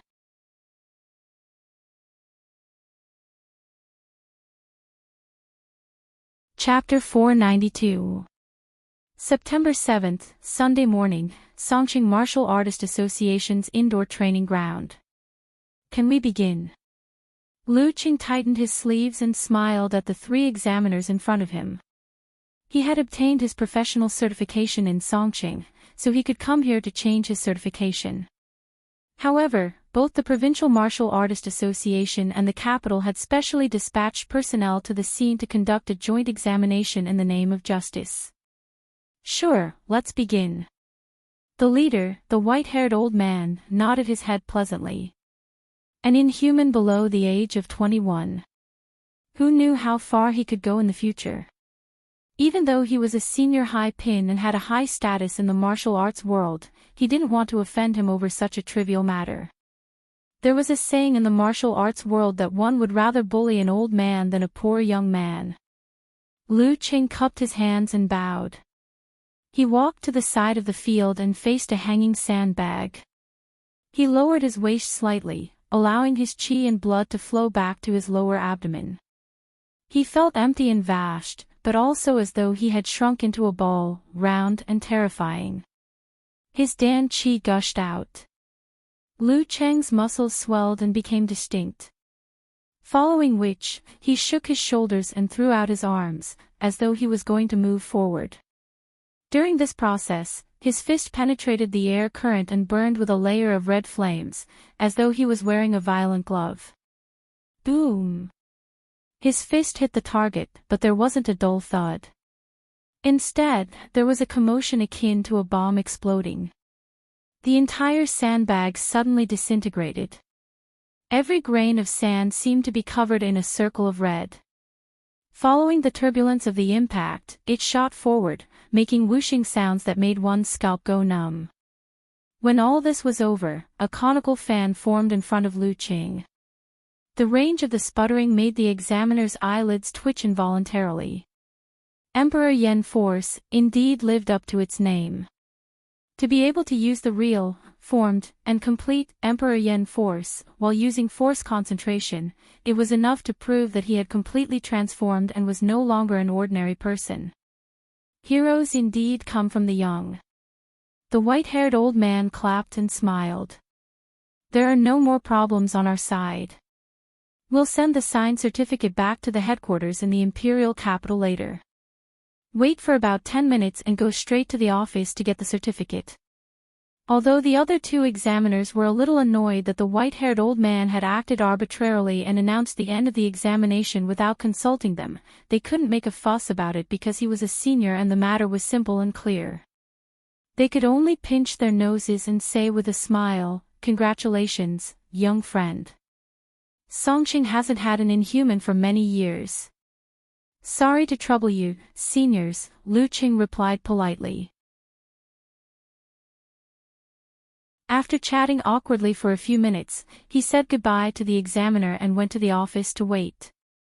Not long after, he received the certificate of professional 5th pin from the staff. There was a serial number, a name, and a red seal. The whole process of getting the certificate didn't take more than 20 minutes. For Lu Qing, who was well known for his strength, it was indeed just a formality. He exhaled, spread out the certificate in his hand, and snapped a picture. His heart was filled with mixed feelings. When he had come to collect his professional 8th pin certification last September, he had never thought that he would be able to enter the high pin next year. He had even planned to participate in 1 or 2 ranking events. Plans can't keep up with changes. Now, they can officially call me a high pin of Dan stage. Lu Qing put away the certificate and showed the picture to Yen Jike. He flirted with the girl for a while before uploading it to Weibo. Without any words, he clicked publish. The certificate itself contained thousands of words. After scrolling through everyone's congratulations and praises, Lu Qing walked along the corridor toward the entrance of the City Martial Artist Association. He had just taken 2 steps when he suddenly saw a familiar yet strange figure enter the building. Seeing him, the newcomer was a little surprised. Then, he suddenly understood and said with a smile, "You're here for the certificate of professional 5th pin." "Yes." Lu Qing glanced at him and muttered in his heart, "Who is this guy? He looks quite familiar." The newcomer had a common buzz cut. His facial features were ordinary, but he had a calm temperament. He didn't notice Lu Cheng's doubts and sighed with a smile that didn't haze. "When I lost to you last year, I was quite unwilling to accept it. Who would have thought that in just a year and a half, I would be left far behind by you?" Hearing this, Lu Qing suddenly remembered who he was. He was Ping Qingwang from Mingwei Martial Arts School. He had fought with him in the preliminaries. At that time, he was 24 years old and had already obtained the professional 9th pin certificate for 3 years. His qi and blood were at the peak of that level. His punches and kicks also had a hint of withdrawing. He was one of the most difficult opponents to deal with outside of the Dan stage. This classmate had become famous at a young age. He was a popular martial artist of the body refining stage in Songqing and had won the favor of many big martial arts schools and aristocratic families. However, in order to maintain the independence of Mingwei Martial Arts School left by the old schoolmaster, he would rather practice ordinary martial arts than be annexed or separated. He stubbornly shouldered everything. Because of this, he had been stuck at the threshold of Dan stage for a long time. Looking him up and down, Lu Qing showed a sincere smile and saluted Ping Qingwang. "Should I congratulate you too?" Ping Qingwang's exuberant qi and blood had been completely restrained. As an experienced person, Lu Qing knew very well what this meant. Ping Qingwang accepted the salute calmly and replied with emotion, "I just broke through recently. I'm also here to get my certificate. Sigh, I can't compare to you." After saying that, he saluted Lu Qing and congratulated him for entering the inhuman stage. Both of them weren't very familiar with each other. After a few words of greeting, they bid each other farewell. Before leaving the door, Lu Qing turned back and saw Ping Qingwang disappearing at the corner of the corridor. He nodded thoughtfully. He looked up Ping Qingwang's information and found that he was still in Mingwei Martial Arts School. By working for the Martial Arts Association, he had exchanged for an average martial arts manual. In order to persevere in his heart, he had endured many years of hardship, facing temptations, setbacks, disappointment and pain. He had never wavered. Even Lu Qing was ashamed of his willpower. After crossing the threshold of Dan stage, Ping Qingwang would no longer have any obstacles before the inhuman stage. As for the future, Lu Qing didn't have enough foresight to see so far ahead. After leaving the small building where the association was located, Lu Qing went to the martial arts arena nearby. He took out his phone and opened the app to book a ride. At this moment, he suddenly felt thirsty. Hence, he turned to a nearby supermarket. As he picked out some energy drinks, he started to daydream about his trip to America next week. His longing for Yanjika over the past month flooded his mind bit by bit, igniting a sense of disappointment and frustration. Full of expectation, he imagined the scene when he met Yanjika again. Subconsciously, he began to consider what kind of expression and words he should use to communicate with the girl. Should he indulge his emotions and give her the warmest and most emotional hug? Or should he show his feelings and let her get used to it gradually? As he thought about it, Lu Qing had already filmed many episodes of TV series in his mind. They were all stories of romantic interactions between the two of them. Of course, as an adult man and a married man, it was inevitable that he would recall and look forward to some things that were not suitable for children. He stopped this trend in time and took the iced energy drink to the payment area. Suddenly, Lu Qing stopped in his tracks. Because of his wild thoughts, he remembered something that he had to pay attention to. I'm already at the inhuman stage. According to Ku's grandpa, there's a small chance that I'll make Ku pregnant. I can't be as unscrupulous as before. I have to take safety precautions. Damn it, I haven't bought that thing yet. Should I go to the forum and ask about it? The title would be, How Do I Pretend to Buy Condoms Regularly When Buying Condoms for the First Time? Just thinking about it made him feel embarrassed. Lu Qing put down the energy drink and took out his phone. He flipped through page after page and already had a plan in mind. According to others, there were usually condoms in the checkout area of the supermarket. When paying the bill, he just had to point at it and the cashier would understand what he meant. There was no need for too much communication during the whole process. Cough. Lu Qing put on his black-rimmed glasses. Thickening his skin, he took the ice drink and queued behind the checkout line. After 2 or 3 minutes, it was finally his turn. He glanced around sharply, trying to determine his target quickly. Damn it, why are there only chewing gum, lollipops, and batteries? Where's that thing we agreed on? Lu Qing was dumbfounded. You want this? The cashier picked up a lollipop and asked. Lu Qing didn't know how to explain. He nodded dumbly, took out his change, and took the ice drink and lollipop. When he was out of the supermarket, he came back to his senses and took a sip of the ice drink. What the hell was I doing just now? After finishing the lollipop, he stubbornly found another supermarket. He wasn't in a hurry to act. First, he did a thorough investigation and locked on to the location of his target. Yes, they have their own shelves. While there was no one around, Lu Qing took a quick glance and found that there were several brands, each with different models. He didn't have time to search for which brand was better. He took a box of each model and activated the ice mirror. He calmed his emotions and went to the checkout line calmly, ignoring the occasional glances. After a while, he came to the front of the cashier. The cashier took a look at the dazzling array of boxes and blurted out in surprise, "You want all of them?" "Yes." Lu Cheng's answer was concise and to the point. The ice mirror was almost broken. The cashier looked at him strangely and didn't say anything else. She quickly went through the process. After paying, Lu Qing carried the bag and walked out of the supermarket unhurriedly. He felt relaxed as he walked to the roadside. He felt like he had passed a difficult obstacle.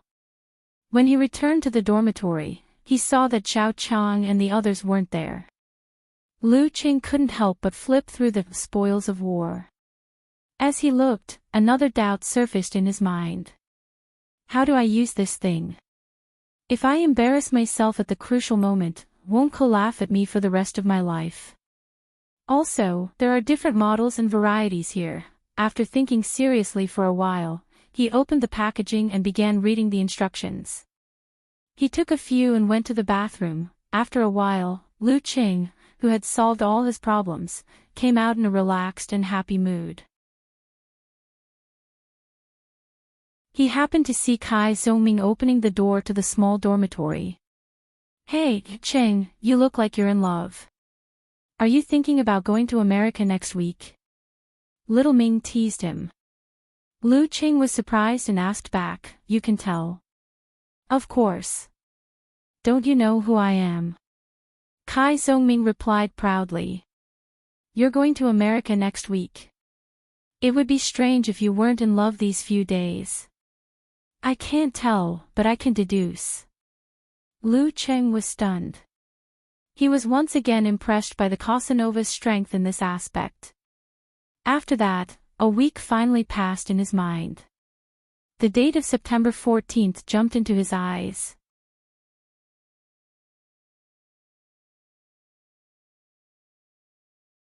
Chapter 493. On the 14th of September, after his morning exercise and shower, Lu Qing carefully checked the things in his backpack to make sure he had everything he needed. Then, he couldn't wait to leave the campus and take a taxi to the airport. After an hour of waiting, he finally boarded the flight to Connecticut, America. His emotions were surging as he went through a series of procedures such as picking up his ticket, border inspection, and security check. At 11:55 a.m. on the 14th of the Beijing time and 10:55 p.m. on the 13th of the Connecticut summer time, Yenjika, who was chatting with Lu Qing intermittently, received the latest message from him. "Turn off your phone. Take off now." Yenjika's eyes lit up instantly. She picked up her phone and typed quickly. She typed 2 lines of words, but as she wrote, she felt that the words were not enough or too straightforward to express her thoughts accurately. So, she deleted all the words and only replied with a nodding like a chicken pecking rice emoji. Okay. She clicked send and put away her phone. While she was working on the report, she pressed the button several times to see if there were any new messages from Lu Qing. After waiting for a while, there was no reply. She checked the website again and confirmed that the flight had taken off successfully. She endured the throbbing in her heart and finished all the reports and leftover homework for this week. She didn't have to do anything else on the 14th, which was Sunday. Yenjika twisted her body and stretched herself. She took off the rubber band and let her hair fall down smoothly. Her hair was shining with dark light. Then, she took her pajamas and went into the bathroom. She washed her hair seriously until her face was rosy and moist. "I think I value you enough." Yenjika wrapped her wet hair with a dry towel and wiped the fog on the mirror. She looked at herself gently biting her lips and laughed in a low voice. Someone always said that he valued girls more than him. She thought for a moment, then applied body lotion and a facial mask. When her hair was completely dried, she suddenly remembered something. Her cheeks flushed even more as she took out another bottle of cream. Her eyes rippled as she applied the cream on her thighs. She pushed it down, past her knees, to her ankles, and stopped at the tips of her feet. Humph! Yenjika snorted inexplicably. On the flight, Lu Qing, who had always been thrifty, booked the economy class. Even so, the round trip cost him nearly 20,000 yuan. Because of this, his savings were only a little more than 2,450,000 yuan. Phew, this really isn't a long-distance relationship that most people can afford. Lu Qing looked at the plane ticket and came to a similar realization. Wasn't the purpose of strengthening oneself and becoming better so that one could withstand these tests? The internet wasn't available on the plane, but Lu Qing didn't feel bored. Sometimes, he would meditate and meditate, cultivating the nuances and consolidating his inhuman stage. Other times, he would imagine his meeting with Yenjika and their interactions for the next half a month. When his thoughts were at their most scattered, he even sketched out the future, living one life after another with the girl. Of course, not feeling bored didn't mean that he wasn't anxious. He only hated that the flight couldn't arrive immediately, and hated that his ability couldn't be used in this matter. As for the bumpiness of the long-distance flight and the narrowness of the economy class seat, it did not make him feel uncomfortable. There was no sign of back pain. An inhuman is an inhuman. On the way, there were in-flight meals provided. After they were done, the stewardess handed out the entry card and declaration form to each passenger. They could ask for a Chinese template, but they had to fill in the form in English. With Coach Yan's cramming before the exam, Lu Qing finished it easily and clipped it into his passport. They didn't speak for the rest of the journey. The flight began to descend at 4:40 p.m. on the 14th of September in Connecticut. Through the window, Lu Qing could see a magnificent and vast lake, a river flowing through the city, and a cluster of modern high-rise buildings. This was a very important city in America.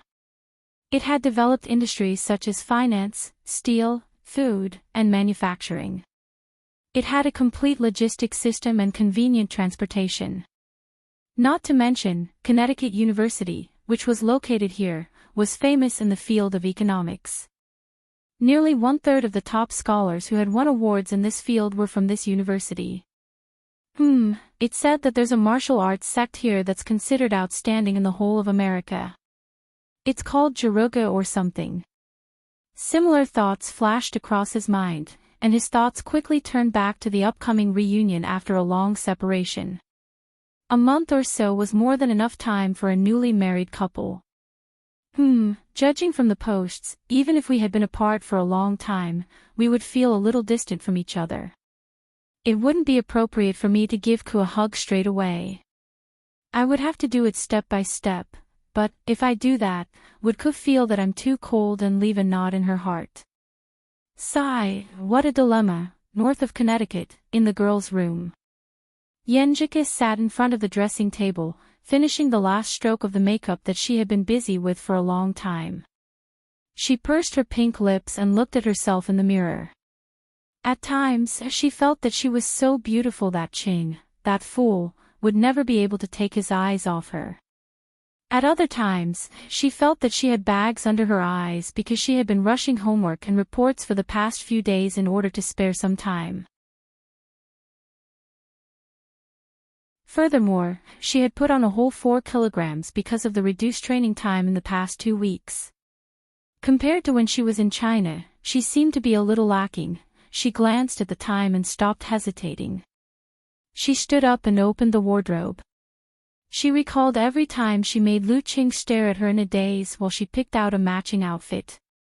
It was September in Connecticut and the weather had already turned cold. However, the local climate was changeable and there were often differences in temperature within a day. Hence, there were many signs on the streets that indicated the current time and temperature. Yenjika hesitated for a while before choosing a gentlemanly white shirt, a knee-length skirt, a pair of skin-colored stockings, and a pair of youthful tennis shoes. She examined herself for a while. While her heart was suddenly pounding, she put on the wedding ring, grabbed her bag, and left the room. She called her full-time bodyguard, Auntie Du, and asked her to drive her to the airport. At 5:15 p.m., the slightly delayed flight landed at the busy Oran airport. Lu Qing carried his luggage and held his passport. While walking with the crowd, he sent Yenjika a message saying that he had landed smoothly. As he had been practicing speaking and listening with Teacher Yen, he was barely able to communicate with the staff. It didn't take him much effort to reach the customs counter. Of course, there was no lack of queues. After receiving the passport, entry card, and declaration form, the staff began to examine them carefully. At this moment, in a secret office in the airport, the local person in charge of Homeland Security saw that the word danger had been marked in red on the computer screen. Danger level. The pot-bellied man made a call and called in a Caucasian man in his late 20s. He pointed at the computer and said in a deep voice, "Smith, keep a lookout until he leaves." The brown-haired, Sonny Smith lowered his head and looked at the screen. Danger level. So young. The black-haired man from China on the screen was clearly not older than 25. No, according to the information, he was only 20. Is he a monster? Don't ask why. Just do your job and I'll get Rainey to organize the information for you. I'll also give you sea-level access to Skynet. The head of the department wiped his sparse hair. Yes, sir. Smith turned around and raised his right hand. A thin thread that was hard to see flew out and wrapped around the door handle, pulling it open. He raised his left hand and another thread flew out. Smith pulled and flicked the thread and was out of the office. Close the door. The head of the department growled and muttered, "Don't think you're Spider-Man just because you evolved this ability. That's a virtual character." "All right, sir. You can go now." After a total of 10 minutes, the customs staff returned the passport and the half-torn entry card to Lu Qing. Phew. Lu Qing, who was worried that he would be deported as a terrorist, heaved a sigh of relief. He quickened his pace and rushed to the security check. After another round of queuing, he strode to the arrival hall. As he walked, he sent a message to Yenjika. Where are you? I'm almost out. International traffic packages are so good. Yenjika observed her surroundings and declined his attempt to strike up a conversation. Her heart raced as she lowered her head and replied, just opposite the exit. Look ahead. Beep.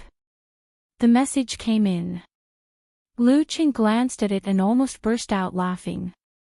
Ko was also very excited. He had described it in such a general manner, without any iconic things. Just as he was about to ask another question, he had already walked out. He subconsciously raised his head and looked as far as his eyes could see. He saw that elegant and graceful figure standing quietly in the waning light. There was no landmark. She was the landmark. She bloomed silently among the people and made the surroundings beautiful. Bang! Bang! Bang! Lu Cheng's heartbeat quickened. He kept telling himself to be patient and to do it step by step so as not to frighten Ku. However, his footsteps were getting faster and faster. Yenjika, on the other hand, wanted to be reserved. But when she saw the familiar figure, she couldn't help but move her feet to welcome him. After a few steps, they were so close that they could hear each other's breathing. Their faces were so clear. They were no longer separated by screens, phones, computers, or network cables. Her face was as beautiful as a flower. Her smile was as light as usual. Lu Cheng's mind buzzed. He forgot everything else and reached out to hold Yenjika tightly in his arms. Yenjika was stunned at first. Then she softened. Feeling the warmth in her memory and smelling the familiar scent, she felt the worry, fear, nervousness, and uneasiness in her heart disappear one by one. The unfamiliarity of fear disappeared before it even appeared. There were a few other couples hugging like this in the arrival hall of Orion. They weren't the only ones. How enviable. Smith chewed his gum and stared at the surveillance screen. He almost whistled.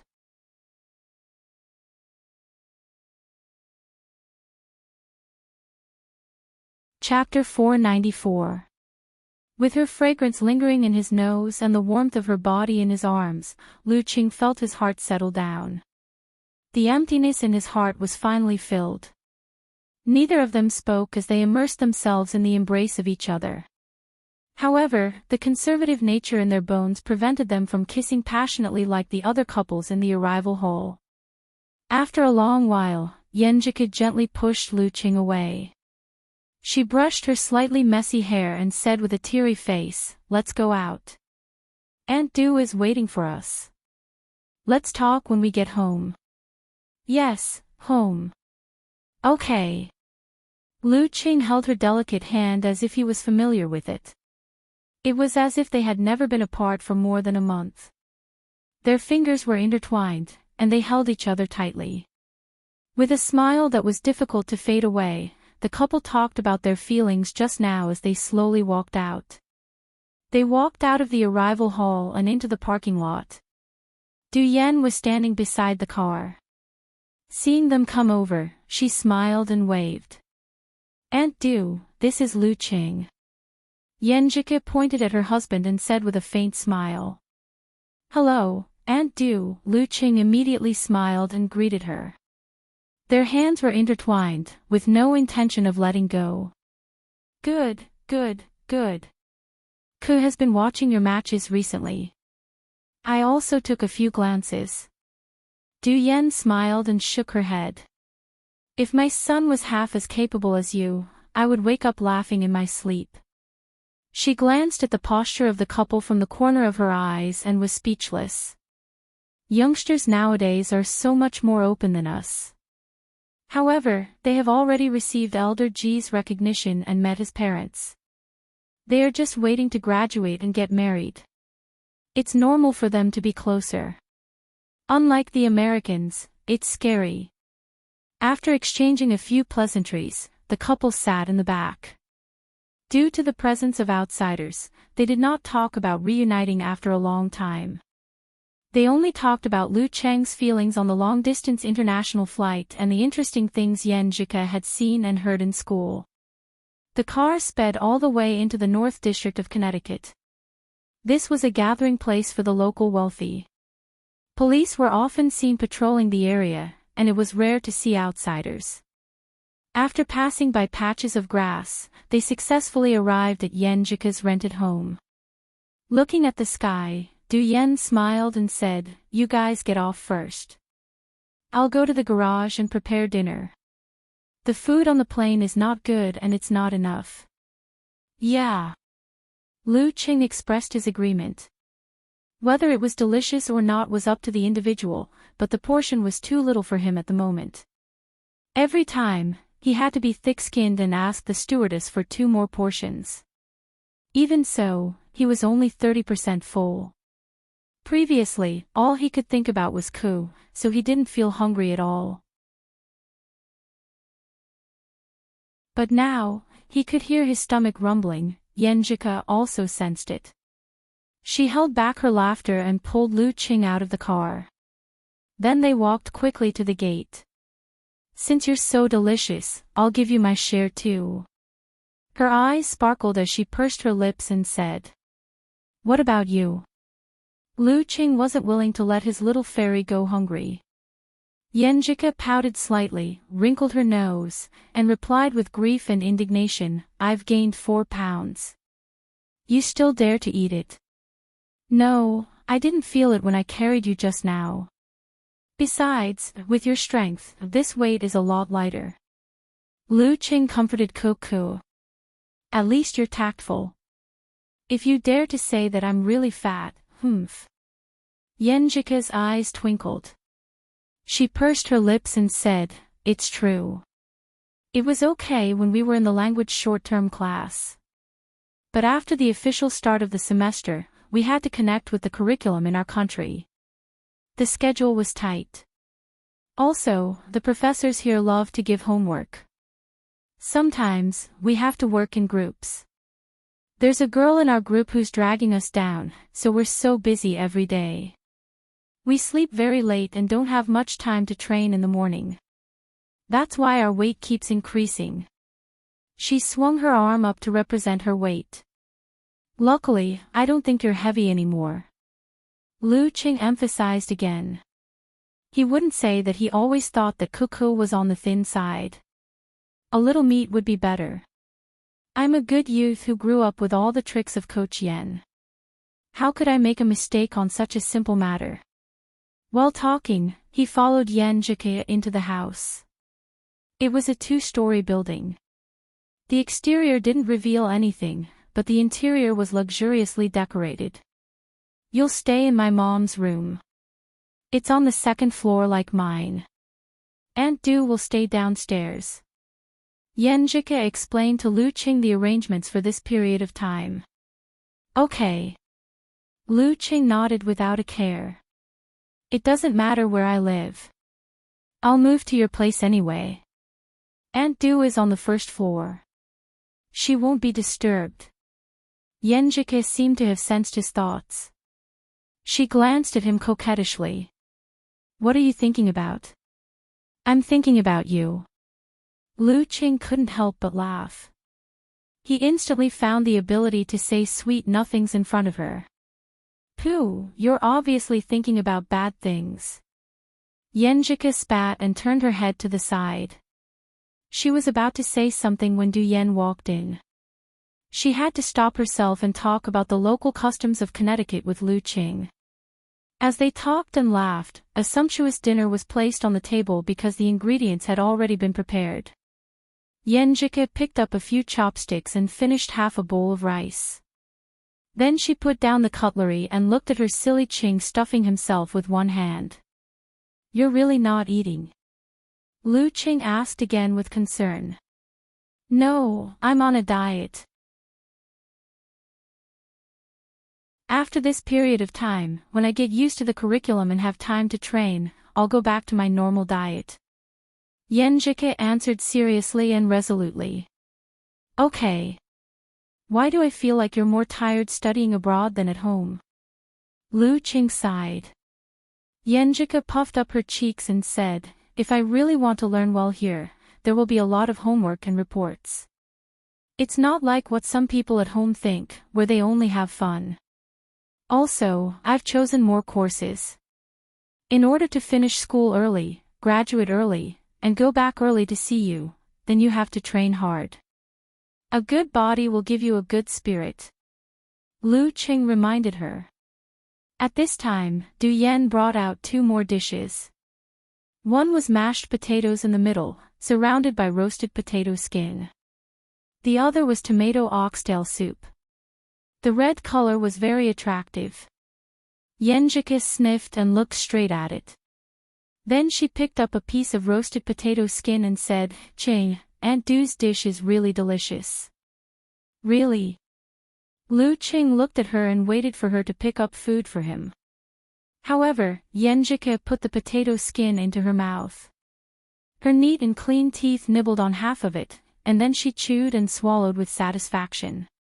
Didn't you say you don't want to eat? Lu Qing said, amused. Yenjika replied with a and raised her chin, replying righteously and sternly, I'm trying to see if it's good or not. Well, not bad. Aunt Du didn't fail. You can eat now. Lu Qing tried to hold back his laughter. He cleared his throat and said, then why don't you try the other dishes for me? Yenjika bit her lips and looked like she was in a dilemma. Finally, she looked up and nodded slightly. Since you're so insistent, at this point, she couldn't pretend anymore. She laughed first. Her voice was clear and the branches swayed. Then she said bitterly, you have to train with me tomorrow morning. Do you know that? Before Lu Qing could answer, she had already picked up a piece of stewed beef and stuffed it into her mouth impatiently. Don't worry. Lu Qing looked at his wife gently with a smile. After eating and drinking, they sat on the sofa and watched Du Yen tidy up the table. After you digest, I'll bake you cakes and biscuits.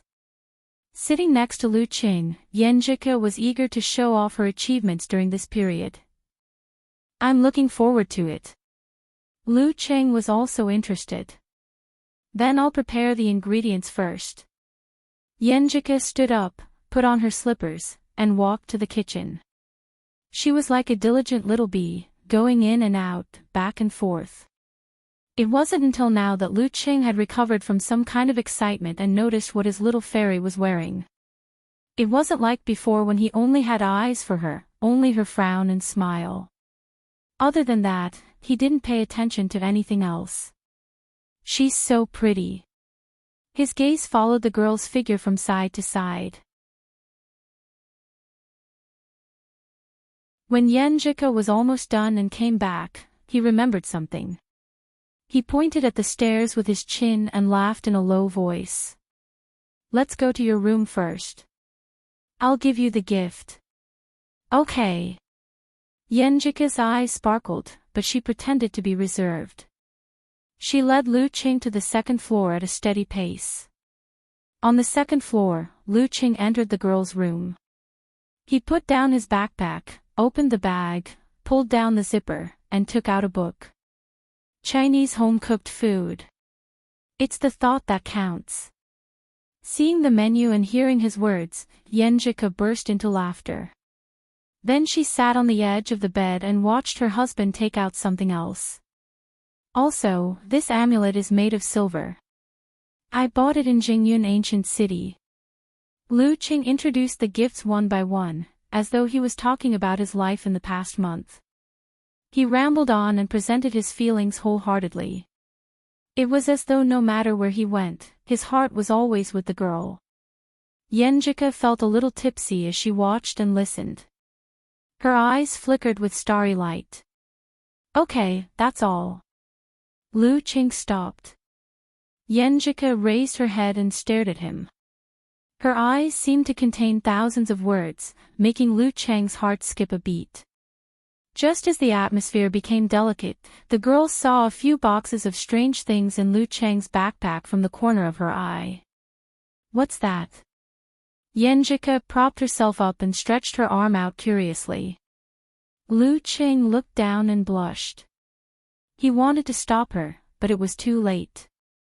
Yenjika took out the boxes and took a closer look at them. Her pretty face immediately turned red like the red clouds in the sky. She said in a sweet voice, "You even bought these things." Qing actually brought a condom over. Ahem, I was just thinking that I'm already at the inhuman stage. Lu Qing pretended to be normal. Yenjika snorted. She had never seen the real thing before, so she held back her shyness and opened the boxes curiously. She was stunned and blurted out, "Why is there one missing?"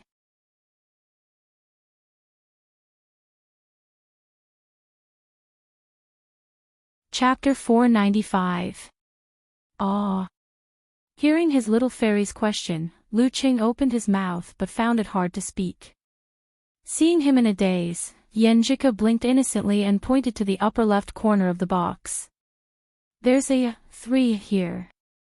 Doesn't it mean there are 3 of them? I think there are only 2 inside. I'm too young to understand. Don't lie to me." Lu Cheng's face turned red. He decided to tell the truth. The words on the back of the box clearly indicated that it was a 3-piece package. As long as Ka wasn't blind and had the heart to look at it, she would definitely notice it. If she lied about this kind of thing, wouldn't it arouse suspicion? Wouldn't she be waiting for a domestic violence case? Cough cough. He coughed again and looked to the side, pretending that he didn't care since he was thick-skinned. "It's 3. I haven't used it before. I was afraid that I might mess it up at a critical moment, so I opened the package and tried it myself." Yenjika was dumbfounded. Her clear eyes were wide open, like a kitten whose head was stuck. After a few seconds, she realized what was going on. Her body began to tremble like a sieve, and her dimples appeared uncontrollably. It was very difficult for her to hold back her laughter. Cheng is really good at preparation. What an experimental spirit. You're so funny. Yenjika threw away the box, fell down, and hugged the white bear doll. She laughed so hard that one of her slippers fell off the edge of the bed. "I can't help it. Ha ha ha." Lu Qing looked helplessly at his wife who was about to roll on the bed with laughter. He sighed softly and rubbed his face. "I was afraid of embarrassing myself at a critical moment and being laughed at by you for the rest of my life. Well, it doesn't seem to make any difference now. Well, it's worth it to make Ko laugh and make her so happy." While thinking, he began to feel that this was quite funny. He looked at Yenjika with a slight smile, waiting to see how long she could laugh. After looking at her for a few seconds, his gaze was involuntarily attracted to the girl's curved eyebrows, her delicate cheeks that were flushed from smiling, her beautiful pink lips that were pursed, and her fair and slender neck. From top to bottom, from bottom to top, he looked at her again and again. The night outside the window seemed to have gotten darker, and the moon seemed to have gotten brighter. Yenjika laughed for dozens of seconds and finally calmed down. When she was about to make fun of her Qing, she suddenly found that the surroundings had become unusually quiet. Then she felt the bed sink. She raised her head and turned her face to the side. She saw Lu Qing sitting on the edge of the bed with his back bent. His eyes were deep and dark, as if there was a dark fire burning in them, but they were filled with her figure. When their eyes met, Yenjika bit her lower lip lightly and withdrew her wanton smile. She slowly closed her eyes, her long and black eyelashes fluttering. Lu Qing supported himself with both hands, bent down and gently kissed the girl's pink lips. With a clang, the inside and outside of the room were cut off. "I finally understand what absence makes the heart grow fonder." Lu Qing thought happily as he pulled the girl to him after finishing his work and lay down on the bed.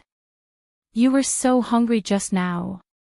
Yenjika protested in a delicate voice as she playfully traced Lu Cheng's abs. He felt like he would be swallowed whole. Hee hee, I was indeed hungry for a long time. Lu Qing snickered. I wanted to restrain myself on the first day so that you wouldn't think I was only thinking about that. But when I saw my little fairy, I couldn't help it. After such a communication, the two felt that the last bit of distance between them and the barrier brought by time had completely disappeared. Their hearts were tightly pressed together again, and they couldn't wait to tell each other all their secrets. Yenjika wanted to laugh and glare at Lu Qing at the same time. She bit her lip and asked half curiously and half concernedly, "Qing, I have a question for you. I heard that once a boy starts to think about it, he will always think about it. Have you thought about it in the past month? What if you do? He wouldn't do that, right?" She lowered her eyes and laughed secretly, thinking of how she was tricked by Qing to help him in the past. "It's all right. Previously, I was at a critical moment in the inhuman stage and had to participate in the King of Youth Pro League. My wife wasn't by my side, so I didn't have the time to think about that. Later on, sometimes it would pass after a while. Sometimes it would be resolved by myself. Didn't I do that in the past?" Lu Qing answered frankly and proudly while caressing her sweaty back. "I don't even look at other girls." Hearing her husband's words warmed Yenjika's heart. She suddenly remembered Yen Xiaoling's complaint. She said that she had finally mustered up the courage to sign up for the special training and accept Coach Lu's guidance. But in the end, her idol only had eyes for his senior and flew straight to America without any hesitation. This disappointed many female students who were interested in participating. Because of this, she decided to go back and sleep in. It was better to watch her idol from afar. "What about you?" Lu Qing asked casually. Just as he said that, he felt regret and suspected that he would be kicked off the bed. Yenjika was feeling sweet inside and wanted to be closer to silly Qing. After hearing that, her pretty face flushed red. She gave Lu Qing a hard punch and kicked him. She said angrily, "Why would I? I'm very busy. I have to adapt to the curriculum here every day and keep up with my progress. Most of the time, I have to do homework and reports. Also, I don't like to attend classmates' gatherings. The group discussions are all held in the library and then I leave. They all think that I'm not easy to get along with. They think that I'm a nerd, a boring person, very antisocial, introverted, and unsociable. Here, they all like the cheerful, lively girls who can sing and dance. Well, actually, it's not so bad. I don't have to worry about how to avoid arousing suspicion." As she spoke, she forgot about the problem and opened up her heart. She told Lu Qing all the grievances that she had mentioned before but didn't talk about them in depth. Avoid arousing suspicion. Lu Qing was both happy and sympathetic when he heard this word. He hurriedly asked, "Do they dislike you?" "They do, but it's not that serious. After all, I'm a straight-A student and the others in the group rely on me. So they are quite polite. Humph, if they dare to provoke me, I'm a top professional ninth pin expert." Yenjika told Lu Qing all her feelings in the past month from beginning to end. Lu Qing comforted her as he listened, or told jokes to dispel the haze. In the end, he clenched his fist and waved it. "If anyone dares to bully my little fairy, I'll make them beg for death. Ice and fire, let's see if they're afraid." Yenjika was amused again. After she stopped, she frowned and stared at him. "I was so focused on talking to you that I forgot to take a shower first. I'm sweating so much that it's sticky." As she spoke, she tried to put on her shirt and walked barefoot to the bathroom. "Okay." Lu Qing replied with a smile. "What's so good about you?" Yenjika looked up at her husband, annoyed and suspicious. "Taking a shower is good." Lu Qing supported himself with his hands and got off the bed. Then he held his little fairy's back with one hand and her legs with the other, completing a princess carry. Let's go and take a shower. He laughed and opened the door to the bathroom on the second floor. According to Ku, the soundproofing between the first and second floor was very good. If there wasn't anything strange, Aunt Du wouldn't come up here. Yenjika was completely dumbfounded. When she came to her senses, it was already too late. She quickly buried her face in Lu Cheng's chest and beat him fiercely. "You stinky hooligan." The sound lingered in the air, turning into the sound of water. After a while, Lu Cheng came out in a fluster. He rushed into the room, picked up the last box, and returned. The night was full of stars and wind. At dawn, Yenjika pushed someone away and sat up. Her cheeks were still red as she glared at him. "It's all your fault. The sun is coming out." She bit her lower lip hatefully and said with a stern look, "Use the Je formula on me. I still have classes in the morning." Cough. "Actually, we were just chatting. How can you blame me?" Lu Cheng laughed secretly. He visualized the ancient word in high spirits and formed the hand seal. He said in a low voice, "Sha." After using the secret technique, his spirit dropped.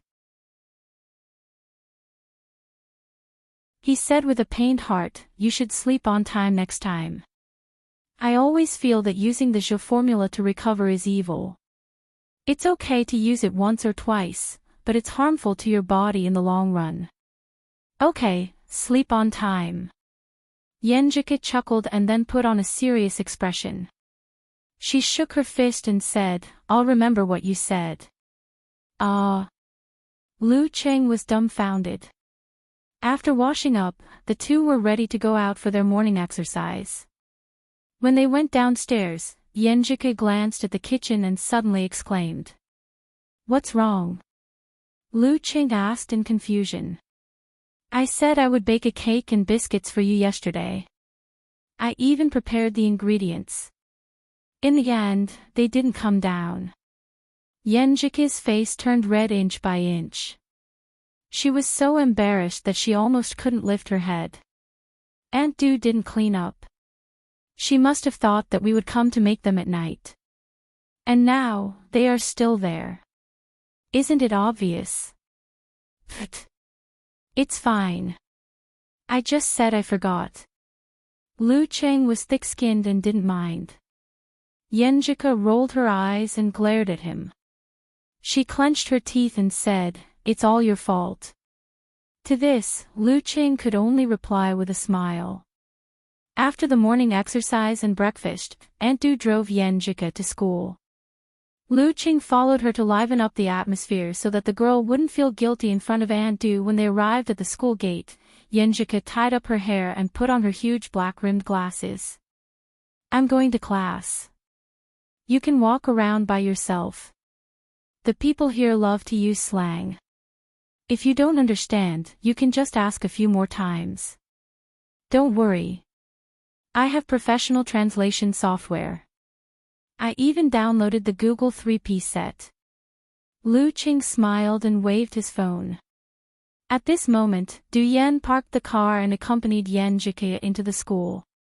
She would wait in a secluded area to prevent school shootings or violent incidents. American schools weren't exactly safe.